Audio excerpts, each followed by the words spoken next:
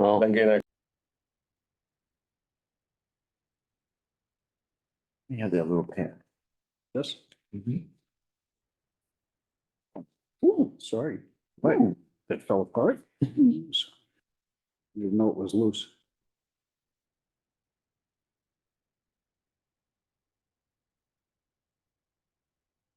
There we go.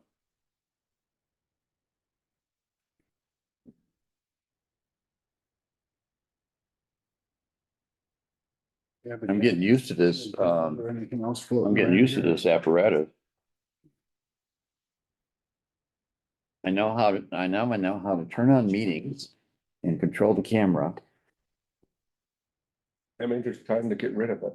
I'm scared to turn it. Yeah. All right. I'll have a motion to approve the minutes of February 28th. Make a motion. My second. Second motion. Everybody in favor? Aye. Anybody against? All approved. Good. So last assignment for you all was look at the matrix and find out what your committee would like to tackle this year. So has anybody taken the challenge and done that? I've got a lot of stuff. I don't know who wants to begin, but, We'll start with you. okay. Well, I hope we looked at the right things because, what I did was go back and look at basically the five major areas that were mentioned in here, economics and whatever, all the different things that were there. Took it back to the preservation board. And we looked at each of those areas. First is the whole island and how it pertains to preservation. But then specifically for looking at, Berry Village is the one hamlet that we want to spend the most time on for the next year.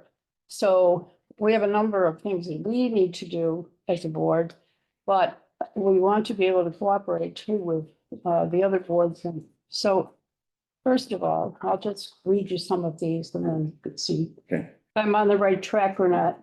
But for economic development, we need, our major need is going to be a change in the ordinance on Grand Island to indicate that we can indeed name something an historic property by the town, but also that would give the preservation board then some indication that they can say, this is a building that we think is important enough that the town of Grand Island should not allow this to be demolished. So that, for instance, when St. Stephen's Church came up over the last year, the question was, what if the St. Stephen's and the KFC had not worked out the agreement so that they would take over the building and do this? Would we as a town have allowed the oldest church building on the island to have been destroyed? At the moment, we could do nothing about it. So one of our issues is getting a change to the ordinance on the preservation ordinance for the town to give us at least some authority to say, whoa, we need to stop here and think about this. So that would be one of the things. One of the other things we're looking at is other churches, but particularly we've been approached by the people working on St. Stephen's and on Trinity Church. They want help from us on grants. We'd like to provide that, but we also would like to say economically, these are churches that have cemeteries that create some historic value for the town, and we'd like to be able to do more with that. So one of our plans is to take pictures of the grave sites for major characters on Grand Island, people who've been supervisors, people who have done other things on the island for which they're known. So that's one of the things that we're planning to do. We also want to identify more homes in historic districts. We have, at this point, around 100 places that have been identified. But we also received from the town assessor the recommendation of somebody that we talked to outside of town. So we got a list from the town assessor. It runs 162 pages long of buildings on the island that are 50 years or more old, and with the date of when it was built and so on. So we're going to be taking a look at that. And then we have this consultant coming in during the summer months. So we're hoping to get enough of them identified and prioritized so that hopefully by August, when the town board starts talking about what they want to put into the budget for next year, we will have some things that we're going to ask for. So monetarily, we are looking at that from the point of view of economic development. What will the town put into that? I don't know how you want to do this unless you're just going to type them in, Rhonda, and keep track of that. So in the master plan on page 57, there's, one of the town board actions was to establish Historical Preservation Commission in accordance with the guidance and policies of the That's right. New York State Historical Preservation Office. Yes, And that's one of the things you're speaking to? yes. We Right. need the ordinance in order to do that. We cannot do much of the work that we would like to do with New York State Preservation or with the National Register until we get that taken Okay. care of. So for us, And it's a then priority for the. Yeah, and then your other action was recommend historical or significant structures, sites for inclusion on the New York State and New York in National Register to protect the local assets and open avenues for funding, improvement, and investment. That's Yes. what you're also. And those are the two big things we're looking at in the area. Is that EDAB you were looking for that change in ordinance or town board? It's town board. It is town board. The ordinance is changed by the town board. That's what I thought. I Yeah, don't know why. I yeah, typed and it we've that gone way. before the board twice and had changes made, but each time we've been unable to get that one piece added to it. Yeah, that's not the economic development, it's the town board. That's why I was looking at this, saying that's where the action's coming in. Yeah. Can I ask a question? 50 years seems awfully young. I'm sorry. 50 years for the building seems awful young. Yeah, my house. That- Not really, So- in terms of looking at it historically. I know everybody thinks about 100 years or older, but you know, we keep adding years. And so the way we look at it in preservation is if it's not, we're just using the term 50 at this point, Right. but we not only want to identify the oldest buildings on the island, but to put together a preservation history, you want to be able to look at different types of architecture on the island. When was that house built? How does it represent a particular neighborhood? If there are 50 of these houses, say over in Sandy Beach, is there one or two or three of those houses that we should be looking at that represents what was going on there when it was built during that time period? So it doesn't have to be 100 years old. It could be something that was built right after World War II during the housing boom. So that as part of a historic survey, you want to identify those things. And I agree with that, okay, on that on. Years in the 70s. I don't really think I find anything that was historically built in the 70s. I haven't looked at the whole list yet, Dan, to tell you. You know, I'm just throwing it out there as a contractor, okay? Well, my house was built in 74. It's 50 years old. Right, that's what I'm saying. It's a modern, typical modern house. Correct, so I think I'd be more inclined to back that number to a larger number. Yeah. To get it back into the 20s and 30s. I think those are historical buildings, some of those, you know, I mean, we're about to lose the last barn on the island that's that I Rick know. Hopper's got, that's gonna implode know. on itself and he just has no Yeah. ways or means to deal with it. So, and I don't even think a grant could fix it, let's put it that way. No, You know, he's at the point that if we would have had more snow this year, that would have come down. The one on Bedell Road that was very old, that did come down and then got demolished, you know what I'm saying? So I'm kind of leaning at 50 is too young, and don't get me wrong, I'm over 50, you know, I'm my own age. And so I'm just thinking that that's gonna be an awful lot of houses, and a lot of buildings. That I think you should maybe back that up, so it's like. You know what, Joe, maybe 70 another years. way to look at this, you could leave that 50-year thing in place, but photo document all of these buildings, first of all, because you don't know whether you're gonna be able to save them or not. well, I'm not planning to save them all. No, I I mean, know. I keep telling people that I have people approaching me in town Mhm. because they think that somehow, you know, I'm just gonna put my hand out and say, no, you can't take that building down. And I keep saying, please. I remember when I was working on the Ambassador Bridge project, there was a lot of neighborhoods that would have probably gone down under the blade. But they documented all of those, and some of them were Sears Roebuck houses. They were kits you could buy to build houses back in those days. You know, So they would dump it off in your front yard and then the neighbors would all put it together and you'd have a house. Love Road area is full of that. down So, and Kenmore too, Yeah. and town of Tonawanda. So I think at the very least, you should have photo documentation, just so you have a notebook of, you got a resource to go back on, Yes. you know? And that's one of the projects that we've been working on. We actually have put together a form that we use. Mhm. With all the information that we have on particular, any buildings that we have identified so far. We try to find out, who built it, the age of the house, if we can get to the search and survey, we will do that. It's a major project. It's just that this consultant that was asking us questions said, are you able to get us a list if we needed it, if they're gonna bid on this contract, that would be houses 50 years old or older. And so that's why we asked for that particular. I think that's what I'm trying to say to you. If you back it down and go to 75 years, then you're in the 20s, okay? And I think that at that point in time, there's gonna be less houses that you have to document and figure out, and those are easier to find. And some of those are gonna be cookie cutter houses. And I Oh, would yeah, I say know, throw I them know, away yeah. and go for stuff that makes sense that you'd be proud of on Grand Island to have as a, I think Historical unique place. character has to be added into the. yeah. If you're gonna set an arbitrary age limit, that's okay, but you need character to go with it too. What are you looking for, you know? That's, Or is there something out there that really falls, maybe is 45 years old and really has character that you really should include and it gets missed on the list, you know, that kind of thing. I've seen that happen in the past. I could certainly look into. I'm just trying to lighten the load Yeah. with it at the same I mean, I time and thought look the for something same- that is Yeah, truly, in my mind, historical. That's been there for a long time. It's in very good shape. It shows the architecture of the time. The 70s, I could, if I had an eraser, I'd rip out all those houses and take them right down because they're just built junk and cheap. You know what I mean? well, I can't.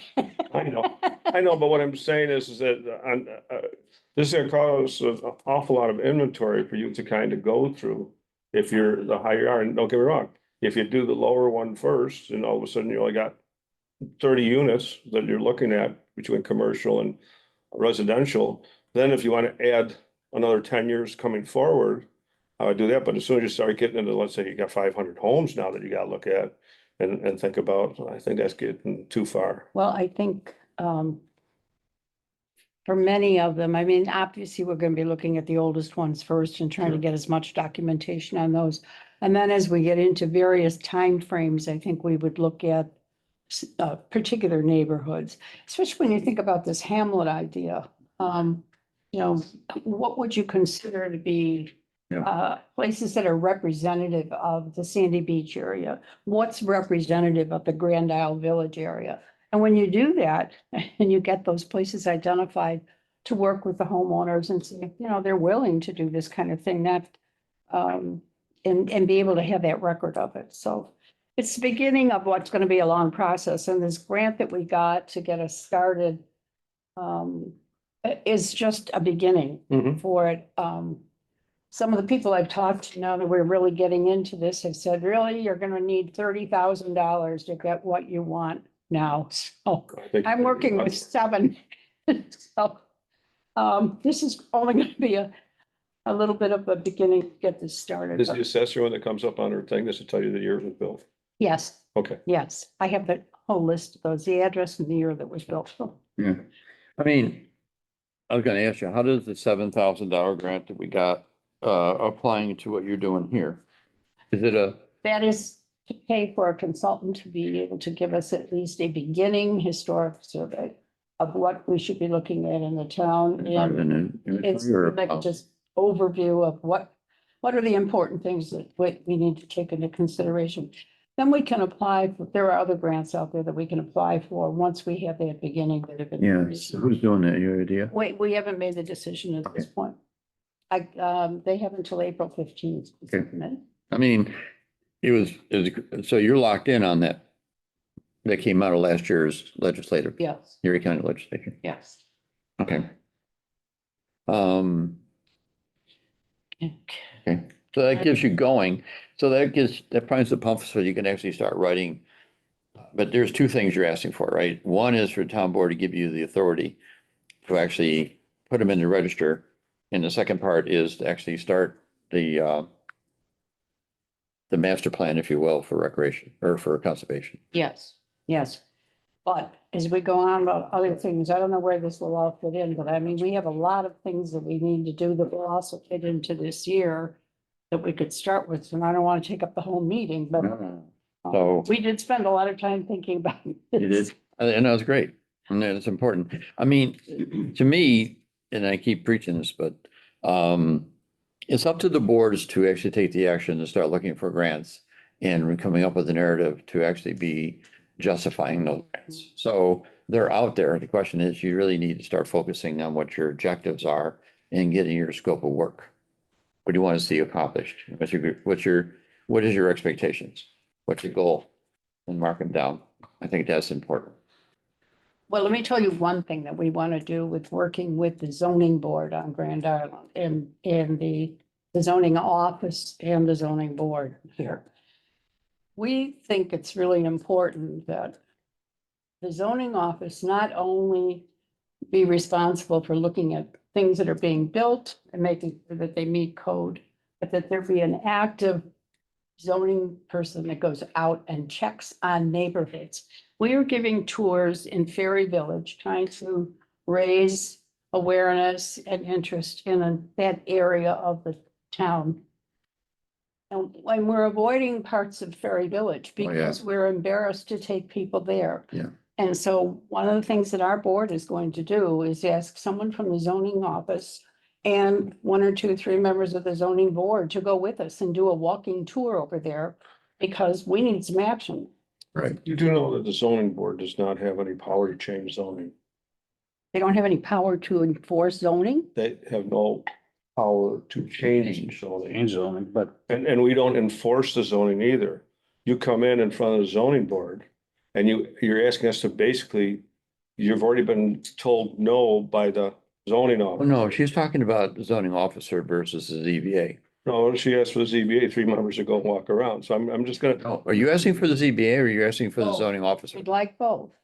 I mean, I know that, I know the zoning board can't do it, but we just want them to be, we want the people on the zoning board to understand where we're coming from. So that when something comes up, they could say not only is there something of significance there that for preservation, but what are these people doing? We're looking at things like, But we don't do that in the zoning board. so you're only looking at new builds. No, we look at old builds and if they want to put addition on and stuff like that. We cannot do any enforcement of any of the rules on Grand Island. That's up to the building department, okay? The zoning officer, Yeah. okay? So you could have those people there, but us as a board, 90% of ours are saying, yeah, you can have a bigger shed. Well, what would your board say if I told you that there was somebody who was approved to build something that was too big for the lot and probably covered over an old plank house that was one of the oldest houses on Grand Island? Where does the zoning board stand on something like that? That's Doesn't have what, the authority to do that. That's the building department. That's building department. so wouldn't you want to be involved in something like that? Hell no. We're a volunteer board just like this one. and I'm on enough. Well, so am volunteer I, boards. but I mean, I That just, takes up a lot of our time. Yes, it is. I will go for beginning of the month. I haven't got my packet yet. I'll only get it a few days before, and then I'll have 10 or 15 items that I have to run around Grand Island, all over Grand Island. Take a look at it and see how that impacts the neighborhood. Okay, and what they're asking for is a good or bad. A lot of them are just garages. You know what I'm saying? And we try to make them look like the house that's there. oh, And most of these houses on Grand Island are probably less than 75 years. Because if you're in Ferry Village, we're not giving you a barn. We're not letting you build a big shed. And then especially if neighbors come in and complain, okay? But the zoning board's job is to take illegal things and either make it legal or not. And that's what we really do. I mean, so if you want a bigger shed or you put an addition on your house and you can't be, the new code's saying 15 feet and the old one was 10. We'll reduce it back to the 10 for the people, so it's in line with the house instead of coming in 4 feet into your house to add that bedroom on. So those are things that we do. We use a little bit of common sense on most of it, but we don't get into, Leasing. yeah, so who would? that's the building. Building department. department. See, so if somebody comes in, okay, I'll give you a good example. A gentleman came and built a barn. And he didn't have the authority to build it. The town board, the building department told him, no, and lists the reasons. He comes in front of us, we listened to him and we said, you know what, that's not a bad thing. You guys got some antique cars, it's on Long Road. It's not a big deal. It's 300 feet off the road, okay? Then the man decided to build it without any building permits over the Christmas holiday. Okay? Then the building department comes to us to ask us to, what we're gonna do about it. And we look at the building department, we go, you're the enforcement arm, we are not. And then on the thing, it tells you if you lied to us or anything like that, it all gets rejected. So now that man's going to court, state Supreme Court, costs minimum $5,000, okay? And we've already made a new recommendation that it be tore down because it wasn't built where it was supposed to be. The opposite side of the yard than where it was supposed to be. Right on the property line, he put his driveway, which we told him he couldn't do, okay? We have to be 3 foot from the thing. The county came out and they already dug out his pipes and opened the ditch back up. He's got no access to it now. And it's been required by the building department. This is gonna be a long process to remove the building. But it was never inspected. There's no foundation inspections. There's nothing done to it. So they have to do their job over there, take them to court, you know, that's what they're doing now. And that'll take months and months and months before this will get solved, okay? And if that's the types of thing we do, and we don't reject very much, unless it's really obnoxious, and we say, yeah, no. But we got overruled on a break wall on East River Road. They came in, they're gonna fill in the whole thing in the course thing, and they're letting them. Where's that? That's down by Stony Point. If you go take a ride down there, Paul, you'll just have it. They ran a wall all the way down, a 12-inch wall, pilasters and everything else, and it goes down the river like this, and then it's the old the dog guy, Harper. Harper, thank you. Yeah, and so with that, you know, they did do a cease and desist order, the town did, okay, because that's their job, it's not zoning. We denied them in zoning. We said no. Okay, but they went right ahead and did it. Okay, because that's what they want to do. All the neighbors, they've called me at home and I go, hey, ha, ha, ha, come to a meeting. This is not where we do business. I can't do that. I'm like a judge, to be honest with you, and you can't impede a judge. So you can tell me your story in front of everybody, then it's okay. You know what I'm saying? And I can't overrule the Corps of Engineers. I can't overrule the town of Grand Island. I can't do anything in zoning. You know what I mean? We said no, they did yes, enforcement's here. Okay, so that's what I'm trying to explain to you about zoning. I think I read a lot in the paper and, you know, people crying about the zoning on Grand Island and the zoning board should be dissolved, whatever. The zoning board doesn't do any of that. That's the town board. These gentlemen in here enforce the rules that the town board made. Yeah. We're there to either break it or give them a little lenience if it makes sense. And if it doesn't make sense, we just say no. So that is the reason that you hear me harping about a Hamlet study for Fairleigh Village. Because if Fairleigh Village starts to follow the code that's put forward for subdivisions, it would find itself in a world of hurt. Because the side yards and the backyards and all the configurations you have in Fairleigh Village, it's a village. It's tight. So if that whole thing burnt down, it would have to conform to the codes of building as we do for subdivisions across Grand Island. If it had its own Hamlet study, it could have its own unique zoning with its own measurements for side yards and backyards and so forth, and keep its character. Because, so my biggest issue is that even this in 98, when we did the master plan, they didn't want a plan. And I'm sitting there going, if you don't do a plan, then what you are could vanish before your very eyes. If there's a fire, if there's any kind of thing going on, you need to protect yourself. And the only way you protect yourself is to turn around and declare yourself a village and have your village code zoning, which basically defines your setbacks, your side yards and all that kind of stuff so that it keeps the character.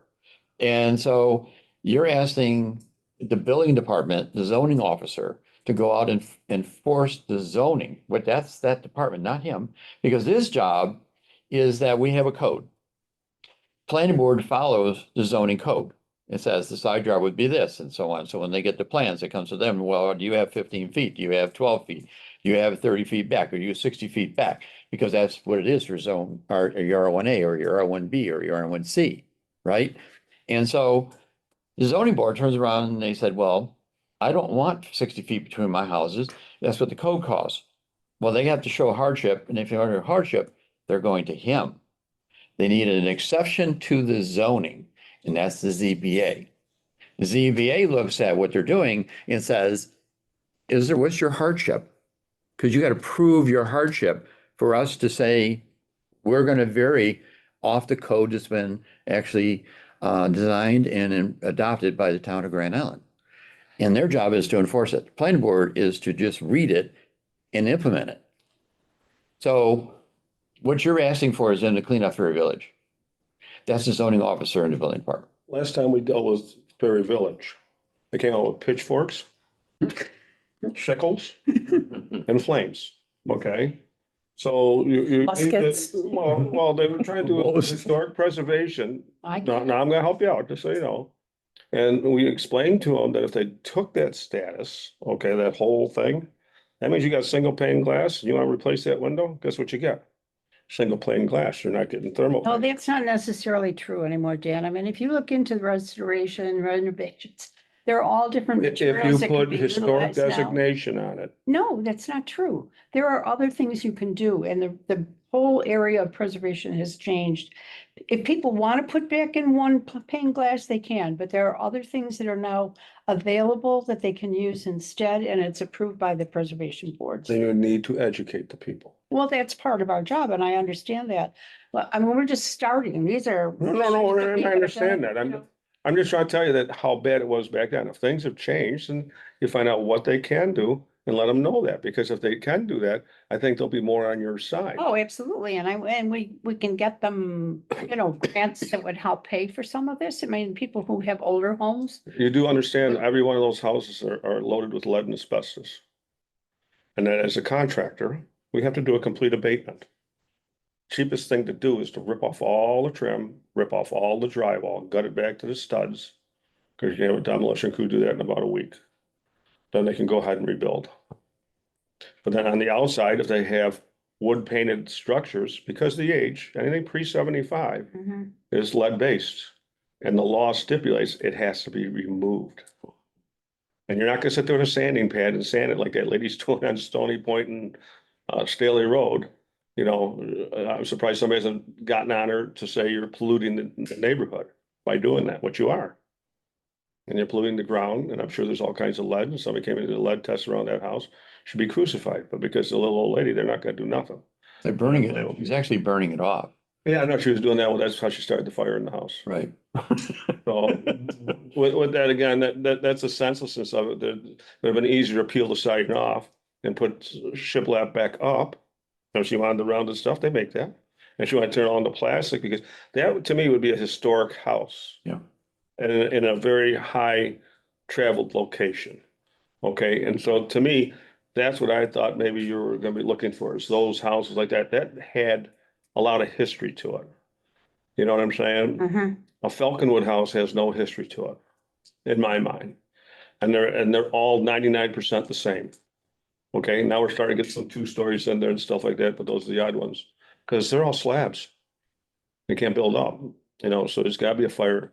And then when a fire demolishes it, then they'll put up a 2-story, because they have to get the house back on the square footage and have all the sight lines like Jim was telling you, and the setbacks. So we don't want you on top of each other, because if one house burns, you're gonna burn everybody down. I mean, the Chicago fire all over again. And they're at that age where it's gonna happen, because the wiring isn't that good. And wiring is what causes the fires in most cases.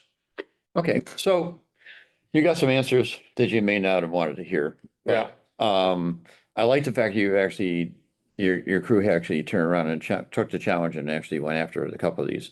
Now we just have to figure out from your $7,000 where you go, and then we can sit down then and start looking at where you go next.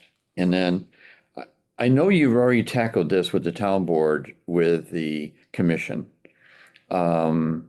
And I know it didn't go anywhere, right? Right. So I think you need to dust it off and see what worked and what didn't work, and maybe come back at it, because you have a different kind of board now. That's. Yes, and I think, hopefully the community is much more aware now of what we're trying to do than it was when we first attempted that. There were some very, I use the word vociferous people in town who spoke against it. And I think we have more supporters now than we do. Yeah. I mean, Dan brought up a point, and the point Dan brought up is the education part where they think that if it's a historical preservation building, that it's got to be identical and only materials from that time can be actually used. I mean, you need to educate on that part because it's like me I'm going to talk about hamlets because obviously people don't understand hamlets. And why we even have them, why they in the master plan. I heard that at a town board meeting. And my feeling is that there's an education piece that needs to get out there. Well, absolutely. I mean, I've talked to people who thought, especially down in Perry Village, that, somebody was gonna come in there and build a bunch of condominiums or whatever, and I said, no, it's just not in the plan, And And so I mean, I do think that's a great part of it, in knowing what we can do and what we can't do. I think that's the whole thing of it though, June. I think I commend you coming into this board because you really weren't handed with a whole lot and you've really taken off and you've run with it. Yeah. And from the outside in, I can see how much your work you're doing and just looking behind you on the historical things. And I know these were major projects or whatnot, but there's something to be said when you're saying about trying to save what we can. If there's little things that we can do, like, you got the file cabinets to preserve our documents, the cupola, things like that, if maybe we could, with the school, I know that's been, which is hard, just the school, and you hate to see that go, the ice house that you were talking about. So, I understand what you're, Dan, obviously, you know better than I do, but, I think if there is little things that we can do and improve on, I think that's important, because once it's gone, it's gone. And I think we're at this point where there's not a lot left. There is, but not these major, things, and there's just some of these little smaller pieces that we should really try to protect. So we have history. Oakfield. I'm sorry. If you go on West Oakfield, those are some of the coolest houses that were. Oh, I know. And people are starting to butcher them because they're doing Yeah. remodeling and things of that Right. nature, because the wind's too cold coming off the river and they're taking out some really ornate workmanship. I mean, don't get me wrong, I'm for it. Okay, I love going to different cities and seeing what they built and stuff like that. I still love going downtown Buffalo and showing off some of the stuff. The gargoyles are Yeah. awesome. But we don't get into that anymore, so it's very hard.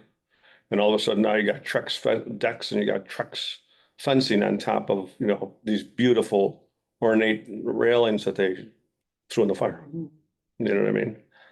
So that's how I look at it. Suggestion, just off the top of my head, you could use your website page for some of this educational, like if you wanted to say, here's some information about what we're trying to do with Berry Village, and this is the benefits to the residents for doing that. Always list the benefits first, and some education on whatever topic, and then I can pull that link and do a Facebook post, which is going to go faster and further than the website ever will, but it'll take them to your page. People that are interested will then go to your page and hopefully they start monitoring that if they see that it's active. So keep that in mind if there's Okay. ever information or, And also, whatever. just to help you out, there were apartments and townhouses proposed in Ferry Village at one time that Bob Weaver did.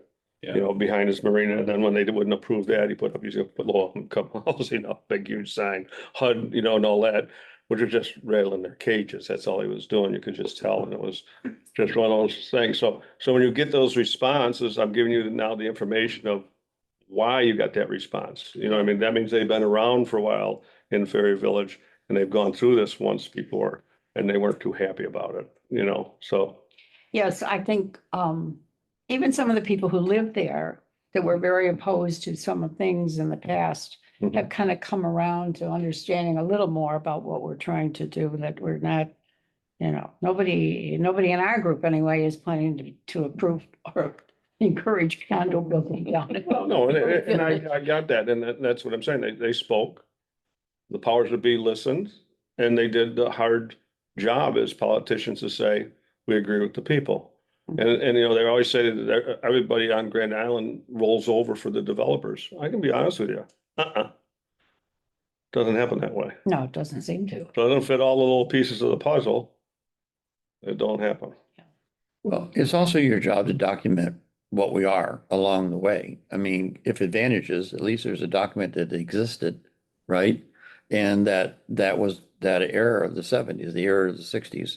So that historically, we have a record of who we were and what we are and how we transitioned. Yes. I mean, I was just reading an article, it's in today's New Yorker.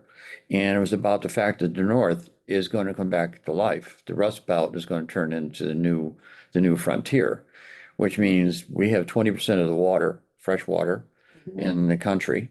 And we also have a climate that's stable, even though we have snow, but we don't have hurricanes. We don't have fires. We don't have floods. So the bottom line is everybody's going to be taking a look at us saying it's getting hot down there and it's cooler up here and there's water up there. And it's saying we're going to see a big boom coming. When? Who knows? But there was a huge article about it today. So to me, right now it's going to change. It's going to become one of the big targets as far as I'm concerned. And if we're planning for that big target, we need to start now, not wait until all of a sudden hits us. And having history about who we are and what our housing inventory was and what type of housing. I mean, the Falconwoods was the end of the war, and they had to get housing for all the veterans coming home from the war, and that's how the Sears and Roebuck's area got built. I was in one of those houses on Low Road, and my mother bought the house for $10,000. I sold it for $150,000, but it was a $10,000 house, and yeah, I think we need to document that. Maybe one, like you said, find one of them, Well, I mean, and Be that's all the- we're talking about too. I don't find know. one of We're not them trying to that's a save entire representation of that neighborhoods. time. Oh, no, and I got that. And like I said, it was Morehouse, and when you said up by Sidway, I shuddered. I said, all those are just falling apart right now. And the foundations that are there just aren't handling it. And I'd say, I give it 20 years and it'll be completely. Yes, ramshackle. Flagler and all that area. I mean, I look at, I gotta say, East Park, they've done some really fantastic things to some of those houses on East Park. I mean, they've renovated them or brought them up to standards with the entries are gorgeous. I mean, I think they've really done some great work that fits in the architecture of the building. Some are plain Janes where the front is just nothing on it, but I think the neighbors look good. I mean, I think looking at that and paying attention to it is really important. That's why I think you guys should continue, and we should look at how do we get there. So continue doing what you're doing. Full-time job. Yeah. I like it, don't get me wrong. I'm just telling. No, I get it. I just, I think, well, anyway, at this point, with the survey with the consultant is really gonna Yeah. be our first step. I mean, And then we're Yeah. working, once we have that, then we Yeah. can Yeah. go back to the town board and say, look, here's Yeah. what we have, and now we can't proceed any further until we get a Right. change in this. so the exercise we're running through right now is this committee looking at what's in the matrix, and because it's here, been approved, that should be identified and moved on.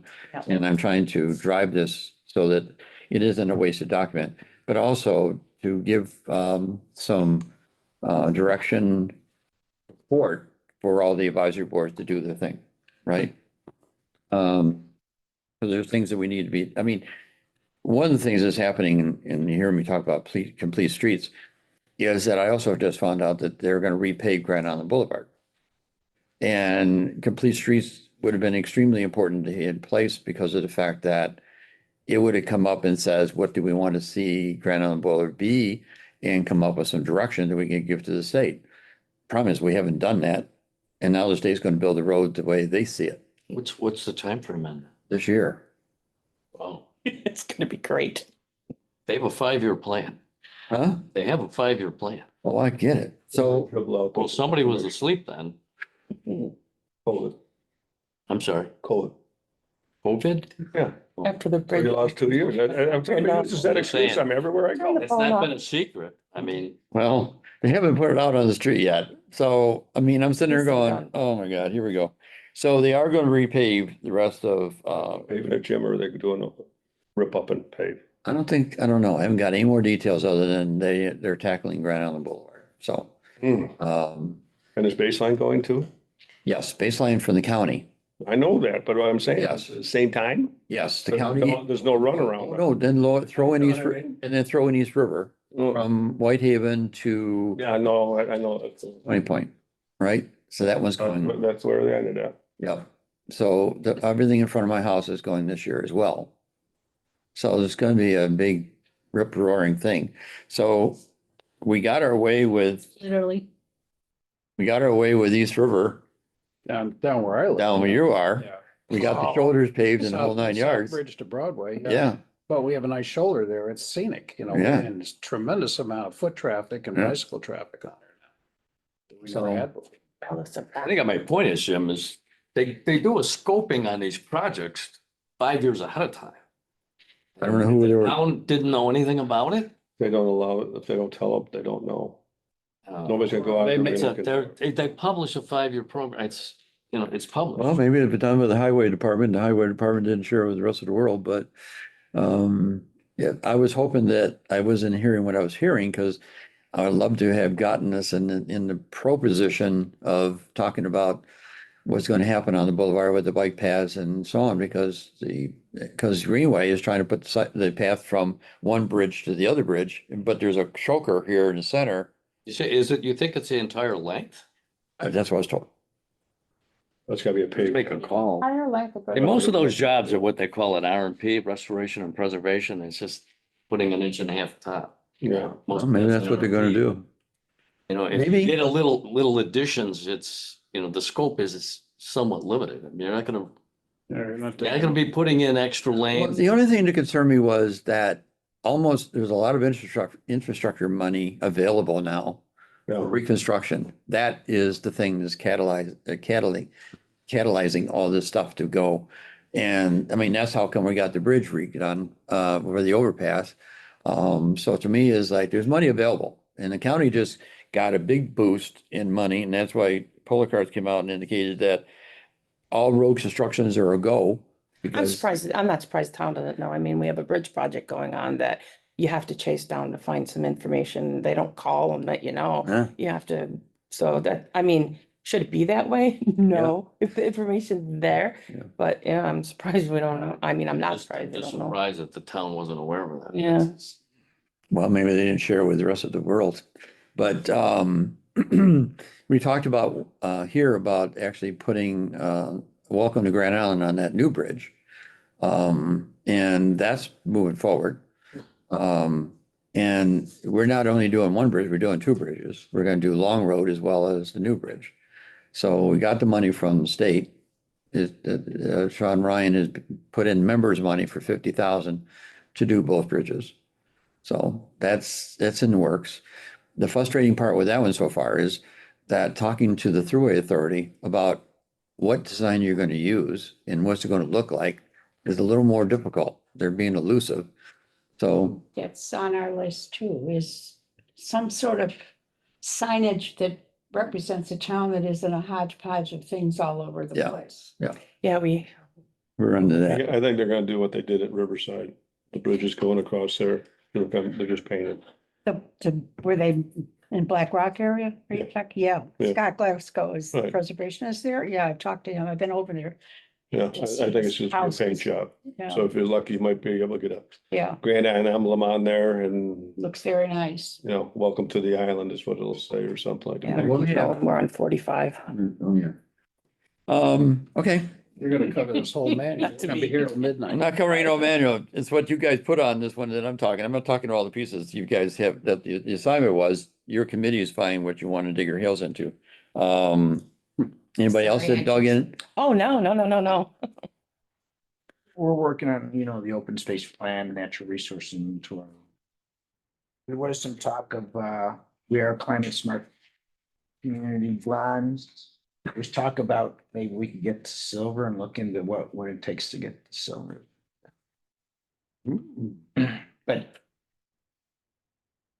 that was just a sidebar conversation. See. Okay. Is that a designation? Yes, we were the first town in Erie County to get climate smart. Buffalo was first as a city, we were the first town, but The designation within that. designation, so there's multiple steps, bronze, silver, gold. Okay, gotcha. So we made bronze, but I don't think we've done anything since.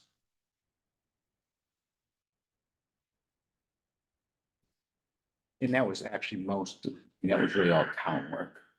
That was LED lights, Right. recycle bins. So you're working toward the next one, which is. No, we're just talking about looking at what it would. would take to go the next step, Gotcha. right? Yeah, but the big things on your table is natural resource index, Yeah, inventory, right? To right? And the second open piece is the space. open space master. So, and we also do generally on our minutes track the items that we talked about that are in there. So we've been doing that Okay, in the course of events. so I know what you guys are working on, because Yep, those are our biggies. yeah, you got your RFP ready to go on on both of them, on the natural resource and then also the open space index or the open space master plan. Yes. Okay, Are you guys all aware that they're gonna be changing the New York State wetlands, like designations and how, yeah, I just took a class on that, Yeah, yeah, it's not good. yeah, it's less on foot work, more computer work than on site and, And they're letting you. They've, yeah, so you if guys it's are. not aware, yeah. navigatable and blah, blah, Yeah, yeah, blah. yeah. and Yeah. there's- I so just wondering they're if you letting guys people knew it's gonna build be and quite a destroy change. lot of stuff. It's gonna- Programs are you talking about? Because now you're drifting into the Corps of Engineers program now. It's just simple. I took a webinar through the planning board. It was one offered, so I sat there. I'm like, I don't know. This is on DEC's Article This- 24. Yes, Okay. yes, So it's better because the restrictive covenants in that thing are different now. yeah. And you're protecting your vernal pools now where you didn't before. Mhm. You've got a lot more protection in there than you ever had before, not as much as you should have. You need much more than that. Because the Corps of Engineers doesn't have any limitations like that in the 404 program. It's just, if it's a wetland and it's the size of this book, it's regulated, you Mhm. know. Corps of at the state, it's 3 hectares. Okay. So, Yeah, it was quite a few, overview of what things are going on and they were asking for public input from, They haven't final. Boards and all those that. Regulations aren't final yet. yeah, They're no, just but it's supposed to collecting- all change in like what, like 3 years maybe or 4 years? Well, it depends on the regulations say. I mean, Yeah. they have to be approved. They're looking first. for public input right now. It's about to be approved. Yeah, It's they- about to be approved, whatever Well, they're doing.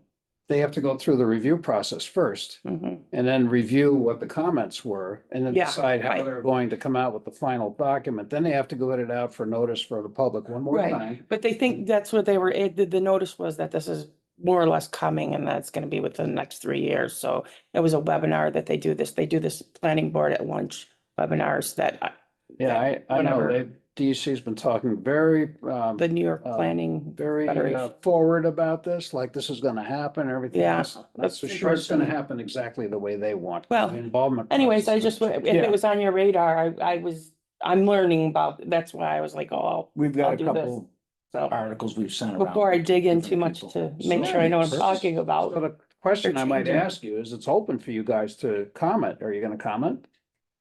I didn't feel like I had enough to comment on. I mean, how about that? I don't think anybody's looked into it that deep yet, but it's probably something we should do. Yeah, because you take vernal pools, that's a big deal here in Grand Island, not necessarily a big deal elsewhere in the state, even though there is other resources like that.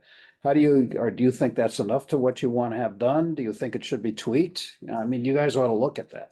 Well, that's part of what our natural resource inventory is gonna do too, is tell us some of that stuff that we have here that we might wanna. Yeah, the mention. only thing is that your timelines start matching here. You're gonna run out of time on this one real fast, and then you get whatever they give you. You know what I mean? Yeah, So you have an opportunity, if you just want to step in and give them comments, you can do that right now. It doesn't obligate them to even listen to them, but at least lets you put it on the table. I'm gonna register for another webinar. I'll get the slides for you and I'll just email them to you. You can do Oh, it. perfect. What? It might be, Usually you can replay those webinars, yeah. so you just can give them that. Actually, That's what I figured when I register, I'll ask for. I I don't think I signed got up for one of those. those, but I got shoved off for kids babysitting. Yeah. If you could send them to me too. I'd Oh, like to see okay, it too. yeah. All right. So I've talking to my colleagues at the Corps, I've been hearing all about how that's going to mesh with their. Yeah, I thought it was like, wow, so not to go way off topic, but I was like, this is gonna be quite a, No, I think for. I'm trying to learn more being on the planning board now, so I was like, what I think I know kind of thing versus, well, before I start trying to think to know it, I was like, well, let's see what's gonna change, that I'm gonna, that kind of thing, so, anyway. Okay. Did you have something from economic development? So economic development, they had their marketing analysis that we did, that finished what, 2 years ago now that we were talking about. And, the typical things, obviously, that economic development would do with, marketing. So we want to find a better way to be supporting current businesses and bring, smaller businesses closer together and help support them, obviously. One thing is really looking at town center and seeing how we can outreach to things that we feel would be a fit into some places within town center. Our list of marketing, everything is right here on the whiteboard. So we actually had a pretty long meeting. It was about 2.5 hours of talking and going through our matrix. And one of those was coming up with a community brand kind of thing. Like we talk about how Parks has their CL, town has their, like the school has, we don't really have a designated kind of, you go to the town of Tonawanda and everyone knows what the town of Tonawanda looks like. Kenmore, like they're all cohesive. So Branded. yeah, branded. So it's something that we really want to look at. But our large discussion is that the biggest part of it is that we really don't know how to go about outreaching new business to the island or helping those closed storefronts or whatnot, and the outreach of that and the marketing of all that. So they really are kind of focused in on seeing if we could find a consultant or a planner or someone to come in and talk to us and for some real direction on how we can, the base level and start and give us some ideas and work with some resources through economic development, whether it's through the state or around here, or we even talked about Martha, who used to sit on your board. She's going to contact Tonawanda and see if they could help us with some resources and whatnot. A lot of our matrix stuff is kind of either not done, it's always working, but it's things that, a lot of things that are being worked on. If you read through that are things that are being touched upon right now. Our biggest thing is, supporting and seeing who we can bring here, and zoning and building enforcement. One project we did have is that we get a certain budget in our budget every year, and if it's gone at the end of the year, we can't turn it over. And we've been trying to build a little bit of more communication in between the Grand Island Chamber of Commerce. And last year, because due to COVID and whatnot, we weren't really doing the money didn't get used, and we didn't want to, not that we want to spend money, but one of the things was Eric had talked when he was here, and there were some comments about the one, when I was on the chamber, this has been an ongoing discussion too, was the sign that's in front of Kelly's Country Store. When you get off there, it's that old, when you go in the town, just like the one that's up here, but that one's in really rough shape. So we designated them some funds. We made a motion for some funds to a certain amount, just to fix it up, $5,000. And then if they want to expand and go beyond, we would give them some more money, but that was what was from our budget. So we were trying to find something that we could use together with the chamber and build that. So we sent that over to them, and they actually have a sign committee on the chamber. So we asked them to say, we'll help, fund, this is what we'll work with. You guys come up with the design and ideas, and then you can come back to the town. Talking about the gateway signs? Yeah, not the one when you get off a long road that's right in front of Kelly's store. All it says is Grand Island, which is pretty much white because it's completely faded and running. Down the other end isn't a much better. And the medallions are on there. Now, the medallions are the responsibility of the non-for-profits. They're So, rough shape. yeah, but it's been an ongoing, Cover it. yeah, it's been an ongoing conversation. And so It was one night, honestly, it was with Eric was talking about it. There was some stir on our social media, web line. And I was thinking about this money that we had and trying to build a relationship, some working project system with the teams. So it was kind of like a last minute thing that we got cleared by the end to flag with the town, and the town board approved that we could do that. So we're waiting for the chamber now to design something. So the And then go back. format design for the one in Long Road is the same as the other one, right? Yeah, yeah, well, yes, for the most part, but it doesn't have economic development or anything on it, but more or less, it's a big heading, wooden heading with the chamber, the old metal poles and the medallions. Those archaic statements about we're all about economic development, is that gonna go? Because that's not what you should be conveying here. If you should. Oh, no, no, no. About quality of life, Well, the it's, elements of quality of life, instead of saying, it's just an economic community. right, no, but no, it's more about a civic community. It's all the civic groups on there. And it's Yeah. really a historical thing But because that comment doesn't say that. where, on the front, On the on the other front no, one? on the Well, you side. walk by that one. I don't even know what that one down there says. I know it says economic development on it. Yeah, Something. it ticks Yeah. me off every time I look at it because it's all about dollars. They don't care. And Oh, is it? everybody on this island cares about green space and the quality environment and everything else, but our sign doesn't care about that. It gives the public a different. Well, that's because the Well, town paid for it, so. let me help you out on Develop. development right off the bat. Number one, do you like the one that's on Whitehaven and Baseline? Yeah, I love that sign. We can't Tom afford that. Proctor. Yeah, I know. He did Did you that. talk to him? Jim, what did it cost the town? You were around when. $10,000. Yeah, That okay. was 10? Proctor's a real good. Okay. sign guy. Right, correct. Yeah. So if you want some designs, I would do like I normally do when we're bidding stuff. We ask for a request for proposals. Yeah, Okay? that's what Eric And- should be doing with the and That would chamber. be the guy I would call, then you got a real number, Yeah. okay, instead of this fantasy number of $7,000. Number two, I have a funny feeling if they're gonna do the boulevard, that those economic development signs will be all gone because they do not meet state and federal standards. They are not breakaways, okay? Mm. And that's been one of the As big. long as we don't pull the poles out of the ground, because that's what happened with that one over there. And as long as we don't take the posts out of the ground and change that, we could do what we could change things over Yeah, there. but you're also putting yourself at liability.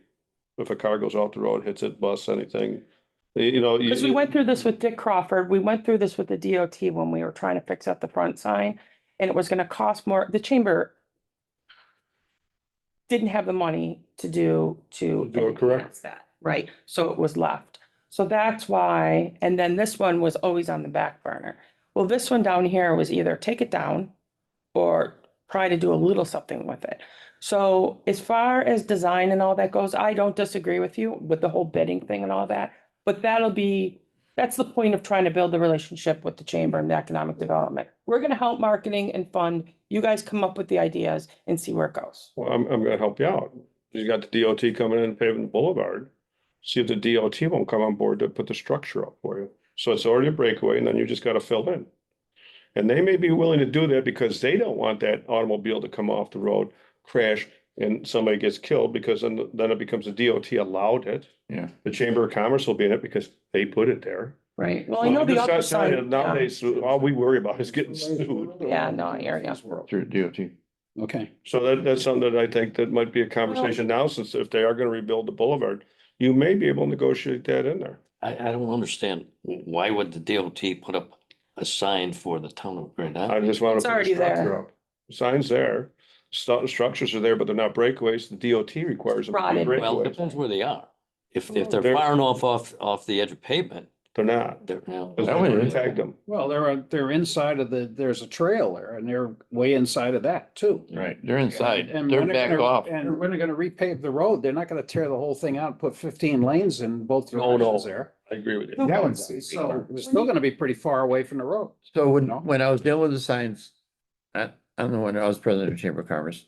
And I went and had a sign saying, welcome to Grand Island. There's one that's still at Long Road, that's Gold Leaf.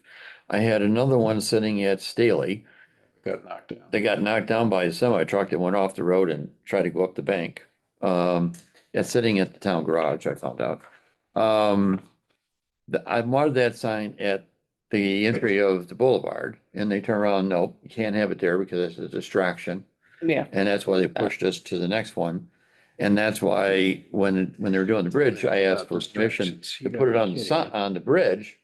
And they said, yes, we do that, but it's at the expense of the community, and there's where the $25,000 came in. And they thought the 25 was gonna turn me off, but no. So they'd probably get it done cheaper, but they were throwing a big number at you, so they scare you. But, they can have it on the bridge, but they can't have it signed just right there.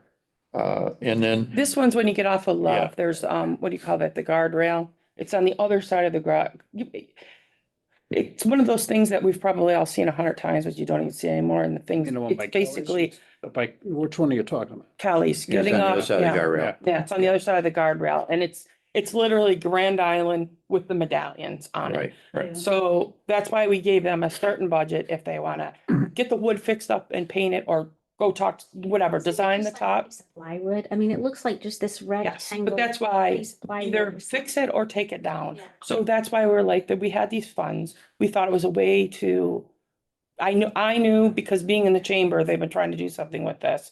So I'm like, all right, so maybe they can use this, So how much And- money are they dealing with here? You know, a the total of 10. thing that gets me is this sounds like one of these circle planning groups of things that we had at the Corps of Engineers. Well, let's get it fixed now. We'll give you $10,000. And oh, by the way, the thing needs to be updated anyway. Let's do it over again. So no jobs are worth doing. No, Just we're do not it gonna, over we're not again. gonna do it unless there's a design and there's a bidding process, and it's a proper thing. It needs to be But updated. that's going towards the chamber. That's going to be the chamber's committee of their sign committee to do it all the right way. Somebody's And gonna- then they have to come back to the town, and the town is going to approve that to say, you did it right.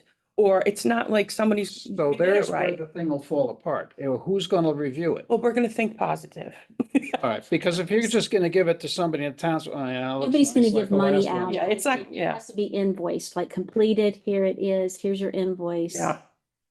So the idea was to try to do something with it, Paul, and it was something that, Well, the move. has been a big well, complaint about with the public about it. There was a big uproar about it about 3 or 4 months ago. And it was the end of November. And I was like, all right. And I was like, well, maybe this is something we could do to at least, and then maybe they'll clean up the guardrail over there and the high grass and everything. Maybe by doing that, it'll help promote a little bit more.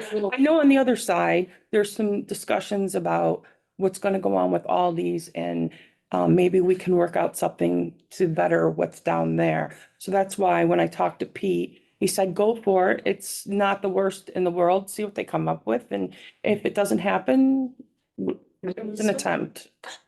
So, But I understand where you're, yeah. yeah, that's what's going on with that. But also economic development has got their claws into the fact they're doing the recreational master plan with Paul Yeager at the table. So these two have been on a committee.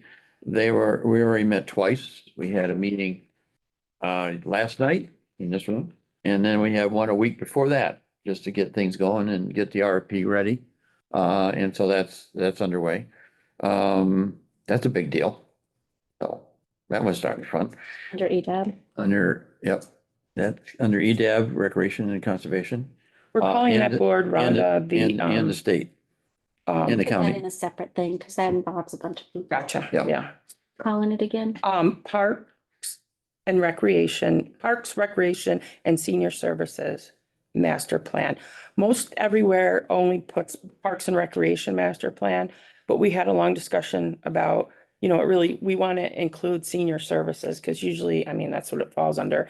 And we're thinking about, how our population is aging and really how many people, and talks about like, Sorry. talks about, maybe the branding of it, that it's not like this, 100-year-old people that are just Golden getting Acres. dropped off, and Active- that there's some programs and there's things going on there. It's an active maybe, yeah, lifestyle, so- healthy lifestyle. There's kind of discussion of that so that we can maybe implement that in with the parks. So Yeah. that's why we really wanted to put senior services in it, so we can maybe work on all that. It'll help collaborate maybe the idea of Right, what yep. that center really Yep. is. So that project's underway and I think it's going well. And we're actually meeting again in 2 weeks. So we're meeting almost under by a leak to get it really going and get our planner on board to get it working. We, the county's been engaged and him and I've had a number of conversations in between meetings, him and I are talking. So that's really, they're happy about where we're at that point. Anybody else got stuff? Okay, so, there's been two public hearings. One dealing with the corner of Whitehaven and East River and the other one with Rantham Road. I attended both. Jen, of course, attended both.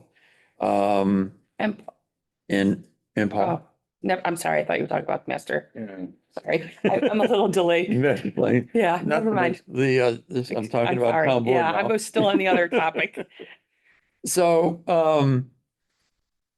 I found the conversations really interesting from the point of view of what the people see on Grand Island and their reference point to the master plan. I found that, the reference to the master plan has been brought up number of times in my amazement in a very positive way. Why aren't we following the master plan? We like the master plan. Why aren't we following the master plan?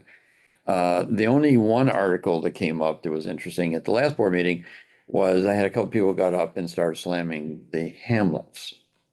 And they felt that they should be taken out of the master plan. And at that point, I've been quiet right up to that point. At that point, I felt that I think it's time I stand up. And address the hamlet issue, that the hamlets there are as a proactive a movement to actually deal with the 5 hamlets that are in Grand Island. That it isn't that the master plan put them there, it's because they are there. And in the document on the master plan, or the master plan itself, as I'm looking at it, it basically has the definition, because even a developer turned around and said, hamlet's in the master plan, but there's no 45. definition of what a hamlet is. Page 45. Huh? Page 45. And I found it interesting. Actually, there's a big one right here. Oh, I didn't know that. On page 41. So we do have a definition of a hamlet, and I said, to be quite honest, the hamlet's quite simple. A hamlet is the coexistence of residential and commercial coexisting in the same spot. That's a hamlet, period. I mean, you don't have to get elaborate. It's the fact you've got residential and commercial sitting there side by side, and how do they coexist? That's the hamlet. And so in the master plan, it's not that and this one starts right off as a note on page 14. Hamlets of Ferry Village, Grand Island Village, Sandy Beach are considered hamlets within the town. Smaller neighborhood levels, communities within a larger community that are not incorporated, but are identifiable due to the historical and resources. And so to me, we should be proactive at it. And my comment to the public was, we wouldn't be sitting in the public hearing right now, talking about East River and Whitehaven, if we had done a hamlet study for that area. We'd be talking about the zoning, and we've been talking about the zoning with the residents, because they would be part of the stakeholders to talk about their neighborhood and what they would like to see and what they don't like, and look at what kind of zonings would be something that would be acceptable. How does business still exist in their neighborhoods, and how they would like to see it managed? I think in Ferry Village, I don't think they're upset by the Ferry Village. I don't think they're upset by the marinas, especially Blue Water. But there isn't a question of what to happen now when you have the big marina who's talking about developing and there's not a plan. And so the question is, how do we become proactive at this, then turn around and be reactive with a new owner who basically said, well, there's no plan, so I can be your plan. And maybe not cooperate with the residents. So again, you're faced with public hearings and challenges, and town board then faced with developers' plan versus what the residentials want. And I felt a little bit disturbed because in the master plan, we do talk about East River and Whitehaven. And we do talk about the fact that we want it to be similar in fashion that's already been developed. And we basically talked about that corner already and talked about the plan has been presented and how we didn't agree with it.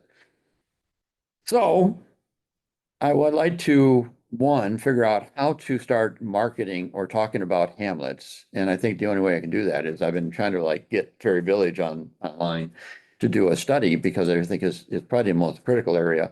And it really needs to be protected. I've said this for years and years, and I think a study is really where it comes. I think, Jim, one of the things you gotta put out there right off the bat is when a hamlet was put on the map, what year, 1969, correct? yeah. And that's what people have to understand. They think this is all, they've never heard of it before. This is brand new. Yeah, And you have to say that this is our forefathers that came up with this conclusion way back when, to have a mixture of things. And it works very well. I mean, they don't call them hamlets and Amherst, but Yeah. you know, there's beautiful places that are all businesses on the bottom and. So, and in theory, their argument was, why are you building hamlets when you want to make the town center function? That you're actually having businesses outside the town center, so therefore it's diluting the town center. Well, that could be true. We're not telling you to overdevelop the hamlets. We're not telling you to expand the hamlets. We're talking about dealing with the zoning within a hamlet. But we know they're there. I mean, and Wilson Farms ain't leaving. It ain't going to dump his business and say, well, everybody go to Tops. Well, and, you know, when the Dollar General, or whatever, which one Yeah. of the three it is that went in up there, I was thinking the same thing, you know, if this is considered a hamlet, what are the rules for hamlets? Because now we've got this business plunking itself down on Love Road. I mean, I live on the opposite end of Love Road. But, so it's not impacting my house in particular, but if I lived across the street from that area, you know, you got the 7-Eleven, Dollar General, a gas station, a liquor store, a pizza parlor. You know, this is not downtown Grand Island either, but we need some rules and regulations. And we talked about this at preservation, not because it's preservation necessarily, but if you're gonna say that something across the street is a house that's worthy of preservation, what do you want that house to be looking at? I mean, I wouldn't want to live across the street from that place. right now it's a woods across the street from it. Well, it's sold now. Yes, it is, for very cheap too. I would have bought it for that number. I thought it was gonna be much higher. But at the same time, there's wetlands, there's definitely vernal pools on it. You know, because I drained the whole freaking thing out when we cleaned out the ditches, you Yeah. know, because there was lack of maintenance. Yeah. So I drained everything out and instead of having a big thing of water, the water came out, but we had all the paperwork to do that. Architectural standards for. I'm gonna be risky No. when I say this, but I The think problem. some people Each one would be So, created. you know, can be successful for convenience all of these it. years if Yeah. people didn't want that Wilson Farms or whatever it is over at 7-Eleven. What is You it, just- 7-Eleven now? Oh, yeah, but it's there. What I'm saying is it is Yeah, a hamlet. I mean, it's a Right. hamlet Yeah. by whatever name Right. you give it. Mhm. It's So we it's don't- already there. We don't even have architectural standards for hamlets, so you end up with that Soviet-looking bunker there that's the Well, Dollar General, you know. Yeah. It's an ugly Well, looking now it'd have to store. be 25 stories high. I've been Yeah, in one of Yeah, them. and then it's an ugly looking store, and if that's the kind of stuff you're gonna put along there, it's starting to look like a modern, Well, we do. slum version of an old western town, you It's like know? West Virginia. Yeah, Let's oh, go. yeah, exactly. I've been to West Virginia towns that look just like that. Yeah. I'm gonna be going through one pretty soon here. But- Anyway, I don't know, but I Yeah. just mean, I think half the issue with Hamlet is that people don't understand the terminology Yeah. and that No, we they- really they do think need we're a creating better something approach to Yeah. letting the public know Right, what we're right, talking about. right. Because they assume that you're gonna make a hamlet study and they're all gonna be identical and you're gonna build each one identical to everyone. Yeah, and you're gonna And you're put sitting there in, going, no, there's 7 hamlets or 5 hamlets and Someone they all that's should be against different. it's telling them that. Huh? There is education happening. Somebody's telling them It's that. just, what is the education? Yeah, somebody's telling them that. So that's why I wanted to make sure I brought it up at tonight's meeting because I think that we need to start being more proactive on talking about it. And maybe the time we talk about the master plan, and what its intent is, you know. And, the other one is that I'm still not happy with what's coming out of the plan for, East River and Whitehaven. But that's really enhanced the town board at this moment. I think there's another issue. There's a fear that it's gonna look like things like the Dollar General and all that, because we have design standards, right? So how, we like, within the last years, like even what's going on in front of Tops now, it's all these, but like we've been really fighting and not fighting, but the planning board and that's been really working on not allowing a 4-sided boxes to be built anymore. And my question is that's a perfect example for everyone to point to. And I understand it's the Dollar General, they're not, but you can go to other communities and they have at least, a couple roof lines and maybe, a band color or something they can add into it. But how did that You have that box design happen? standard is already in there. It's called the enforcement of the design Yeah, standard. how did the box, but that's what I think is the education part of that, Yeah. that really, when you're talking about places, Whitehaven or East River or Ransom or some of these new places that are looking to be developed, that it doesn't have to be what we have in our heads as the hamlet, and this bunch of different broken up businesses that don't go together. I mean, the idea and the planning in our town is that it should enhance and it should have some, beautification to the buildings that Right. add into the community. I think the frustration, and I'm speaking outside, as you guys have all been doing this a long time. The frustration I have is how long it takes to get Yeah. something across the finish line. And there's so many things that now we want to fine tune, and we have so much activity on us, coming at us. It's fast paced, and it's hard to keep that pace, to be proactive. Proactive was 4 years ago when we Mhm. were talking about Mixed use. hamlets and Yep. that, and I'm not doing one of these right now. I'm talking about the process and the detail of it. It Right. seems like it's a simple thing. We're gonna take a 2-hour meeting and we're gonna, Yeah. but No, it sometimes means you do Yeah. like push everything else aside and Yeah. focus on this little piece and Yeah. just knock it out. I mean, an example is that, all right, we're gonna take on the recreational master plan. We have it in the book, we gotta do it. We did go out and find the money. We got the boards that are anxious to get things done with it. Guys, you know how hard that is. I mean, even when I turned around and found the $30,000 and said, okay, we're gonna do a recreational master plan. I had 3 boards that I'm dealing with: conservation, recreation, and economic development. Each board had a challenge of, why are you doing it? I mean, what's in it? And on and on. And so I met with each board to actually go through the vision of what we're trying to accomplish. And then the question is, and Rhonda is, I gotta tell you guys, this board would not function without that lady, Town problem too. Function without this lady. Right. okay? It's not just- Most I'm sorry right now, I'll be honest with you, and I'm not praising her in front of her because I'm looking For another grant. for whatever, but what I'm saying to you is Grant, he's not- that I, as chair, could not be doing the things we do if she wasn't sitting in that seat. Oh, you're right. Tell me nothing, I don't know. I've been on a lot of boards where we didn't have Because somebody that. I was trying to get the recreation thing off the table. She is decked out with so much work in the supervisor's office, which she's willing to take on everything that Pete can throw at her. And I'm sitting there going, I lost my right arm. I'm taking on another master project and I don't have my wingman. And I'm sitting there going, holy shit, how do I get this off the ground? And I don't have a secretary, I don't have this, I don't have that. And finally, Rhonda turns around and goes, I'll still set up your meetings and I'll still send out the email. Oh my God, thank you for you. You had no idea. Just that was able to get this project, the recreation plan, off the ground. And it's hard. It isn't easy because you think about, I gotta get all these cats in the same room. I have to get a timing. I gotta put on the calendar. I have to set an agenda and focus on what the objectives are and how do I get to that end of that line to get that plan. It's not easy.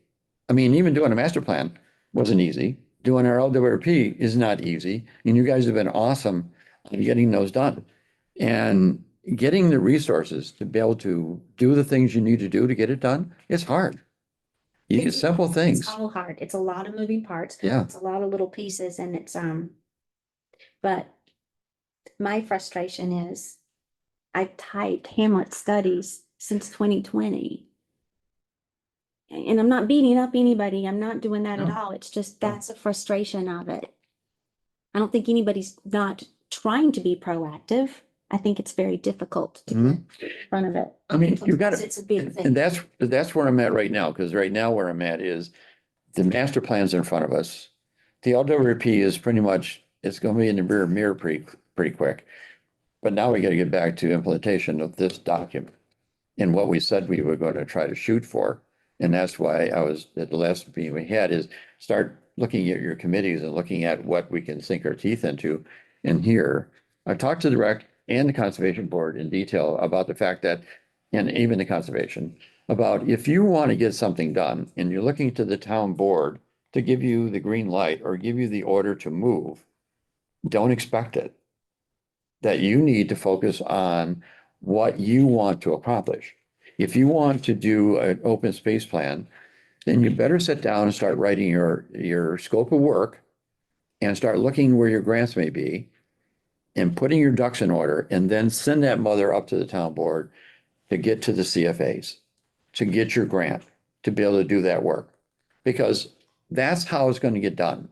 It's not going to get done by saying, "A board, what would you like us to work on?" They're so busy, they're not going to tell you. They're going to look at you and go, "Don't start anything. We got too much on our plate already." So the issue, if you want to get something done with your boards, you need to take the lead. You need to start writing up the focal point of what you want to accomplish, which is in a document that gives you the evidence that you can move forward, and start looking for one, write up what your goals and objectives do, write up what your scope, your work of scope, your scope of work is going to be, and start looking at where the grants are, and then we can put the grant writers with you.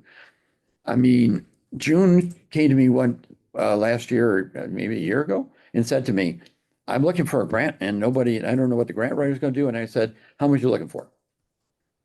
I made a phone call and she got her $7,000. So if we do a Hamlet study, what are we looking for to get out of the Hamlet study? Education, looking at the actual areas and seeing if the zoning is correct.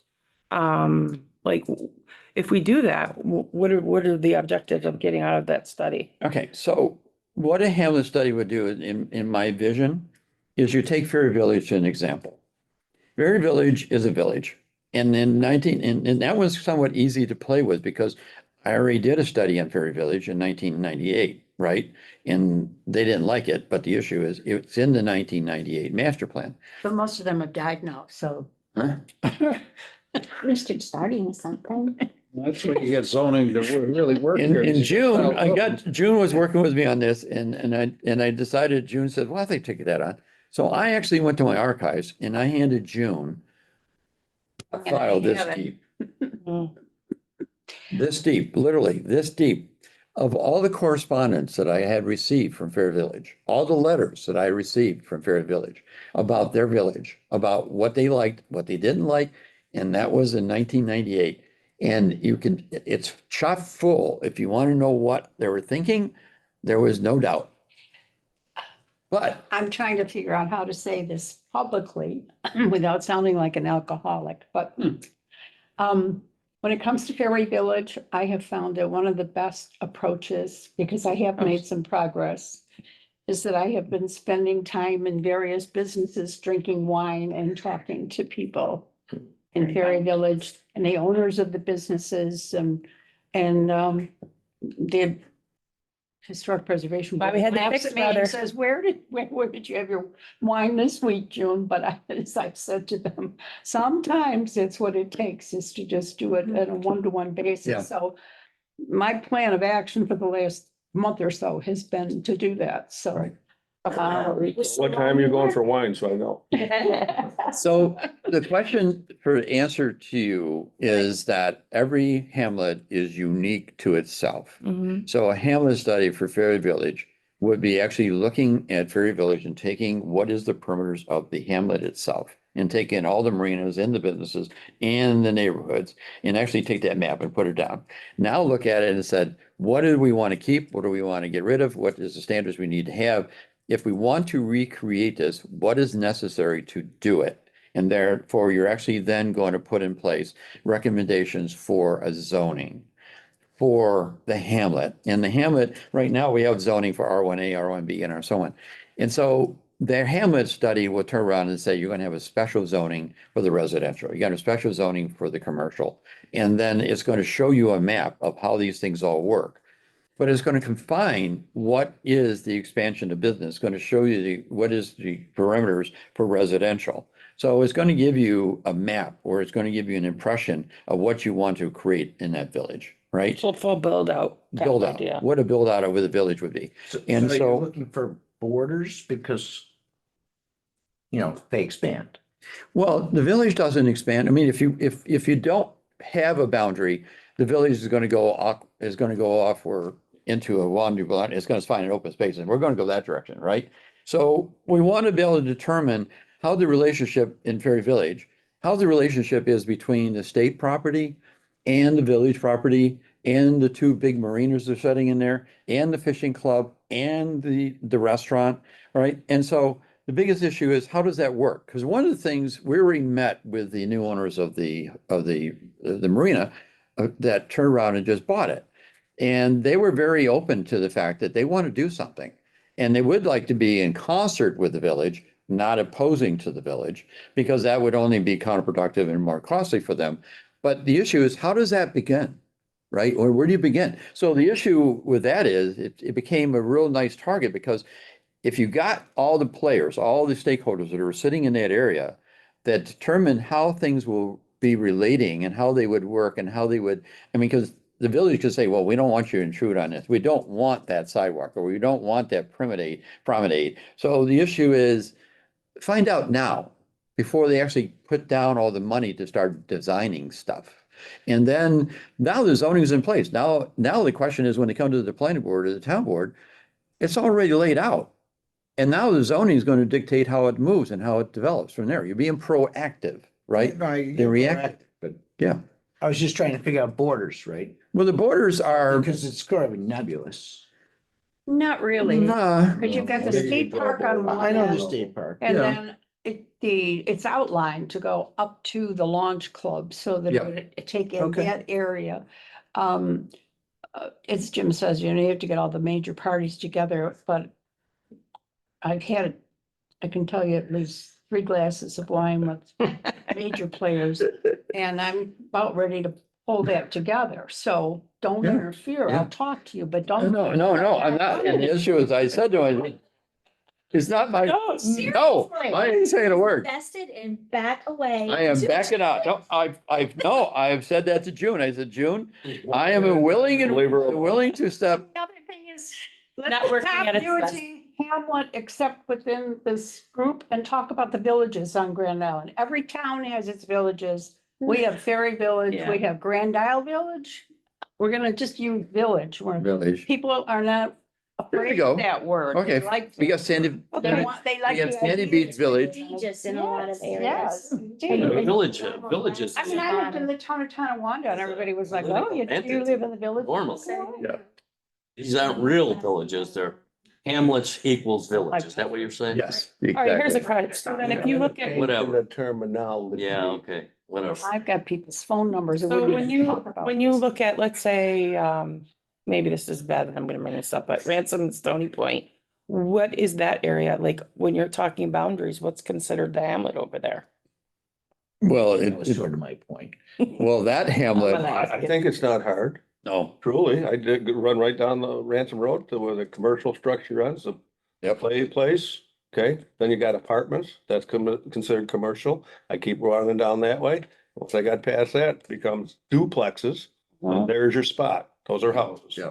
Okay, come right around, back through the back property, because that's all wide open, Willie, and that's what they want to develop.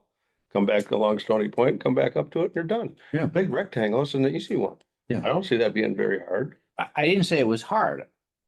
But someone has to define it. well, And then Yes. there's gonna be all kinds of discussion about, does the border go here? Does the border go here? Well- Right, so I'm just saying that. but that's the beauty of doing a Hamlet So when you're study. doing a study, you're doing a Right. study, but generally when you do a study, you do a study of something. So Yes, do you need to put the border around it first? no, Okay, no, I'm just. no. I think ground So zero, you're studying something. No, you sort of Hamlet- know what you're ground studying. zero, Nebulous So is you your have study. a good idea of where you would consider. but a Hamlet's ground zero. That, I think, Yeah. right? Yeah, the ground zero for a hamlet is where the residents touch the commercial. That is, That's a good that's your point of reference, and everything spins out from that. So it isn't like the commercial's way over there and the residential's way over there, and we're just gonna start over there. No, we're gonna start at ground zero. Ground zero is where the conflict exists, and the conflict exists is where the residential is meeting the commercial. But when we're talking about open space, that's not developed yet. No, That's correct. So you could draw that border You could take, Anywhere, because you could put commercial buildings all the way back here, or you could put houses all the way. well, forward. and the question is, what is the zone currently? If that open space has been zoned for M1, well, it's gonna be included in the hamlet. Long Road, the hamlet is going to be the M1 ground zero. It's gonna be the hotel, ground zero. It's gonna be the old hooker plant, Mhm. ground zero. So that is going where you're gonna spend. That's your ground zero point, and now you're gonna spend out from there. So it isn't hard to do the hamlet of where it's at. So to me, it's like, okay, we're gonna have a meeting about your neighborhood and we're gonna talk about ground zero. Here, we're gonna start here. Where do you think the boundary is? And that's where I think it should start. Where do you think the boundary is? And then we defined the boundary. It's like a recreation. I first called the meeting together and I said, I don't even know what the name of this group is. So can we all get together and say, number one thing here, for us to name the recreational group, what is it? And it started off being the recreational master plan, Parks Recreation Master Plan, and then all of a sudden senior services came into the master plan and it became that. And that's where you begin. It's not what I decide, it's what the people that are involved in the compass of work decides. And to me, I think doing a hamlet is proactive to my neighborhood and protecting it. What's the master plan? The master plan was intended in Grand Island is one huge hamlet, right? So the issue for the master plan is, what do we want to see in our backyards? The master plan is expected to give comfort to everybody who owns property on what is happening in their backyards. And if they don't like it, then they're trying like hell to make the master plan fit it so it isn't in their backyard. In the 1990 plan, it was adopted in 1995. That's why everything West River from the thruway ended up being 3-acre lots. Up to then, they're all 1-acre lots. In the master plan, It's really like a build out Lego map. Yeah. Put it all out there and incorporate all your design standards. so Hamlet, to me, I think we misunderstood, it's misunderstood, but it's a proactive activity, it's not a reactive, and it's not determining that it shall build itself. And that's sometimes, when I did the master plan in 95, I had a document given to me that said, do you understand that in your document, you have the word opportunity 600 times? Why is the word opportunity there? Because that means you're promoting development. And I go, no, opportunity means to also have open space is an opportunity. So the opportunity should not be interpreted as being pro-build, but proactive in what you're doing in your community. The master plan was quite explosive. I'm going to make a comment that Go will ahead. not be popular with you, but in all the discussions that we've been having, You do. I don't know. everything that the things Pete has been putting up, I mean, I think it's a great idea that he's, saying things. But when you go to talk to any of these groups, it's all I hear is trails, trails, trails, creeks, kayaks, whatever. I love all that stuff. I'm a kayaker. I love it. But when I start talking about hamlets, I need a map of all those trails and those kayaks and whatever that I can put over the top of that, because people need to understand Yeah. the whole picture. We need, I don't know what you call it, Imagery, in the yeah. engineering world where they Yeah. put a map on top of a map on top of a Overlays. map. Overlays. I mean, we Well, need that, so we GIS. can explain to the public. GIS. Yeah, yes. Yeah. overlays. Yeah, and I feel like I need that for any of the projects that I'm working on. Yeah, These maps in the back of the master plan are all very well and good, but you can't put one over the top of the other Correct. to see it. Well, they were designed for different purposes. I know, and I understand that, but I think one of the things we need now is that. yeah. June, I happen to agree with you. I mean, I know there's a lot of bike trails on Grand Island. And I know there's a lot of walking trails. I don't know where they are. I don't either. And, don't and either. it would I really, really wanna really do nice if around we the had a map. We do. I didn't even know where I half need the the creeks map. were. I And didn't know where is it? It's on the website. Well. There's a So problem. I Anybody can over find- 50 ain't see, going there. And so I have to go to a website to see where the trails are. No, Hey, I Well, I go mean, somewhere. that's true. Well, No, so what happened What's the was, name of it? what happened was I walked, paddled and biked Okay. the island. I gave all the information to out here to the mappers. They did a fabulous job and we met with a whole Why don't you bunch show of 'em that? people along the way. got input from lots of different groups. There's a beautiful map out there of all the trails, distances between them, where the parking lots are. So it's all out there. Now, it hasn't And been where, published. very where is well. it though? No. Is it on the website? Is that on the The website? town website? Town website. And what's the name of it? It's under parks. There's several places. There's actually multiple links now. But you can do, the Island Island Trail. Trails is probably the easiest one. So you do a Click search on that. hiking trails? No, you go to parks and you can put trails, but Okay. there's several different categories because we have different communities with trails, but so you can look at Island Trails and then it's divided out.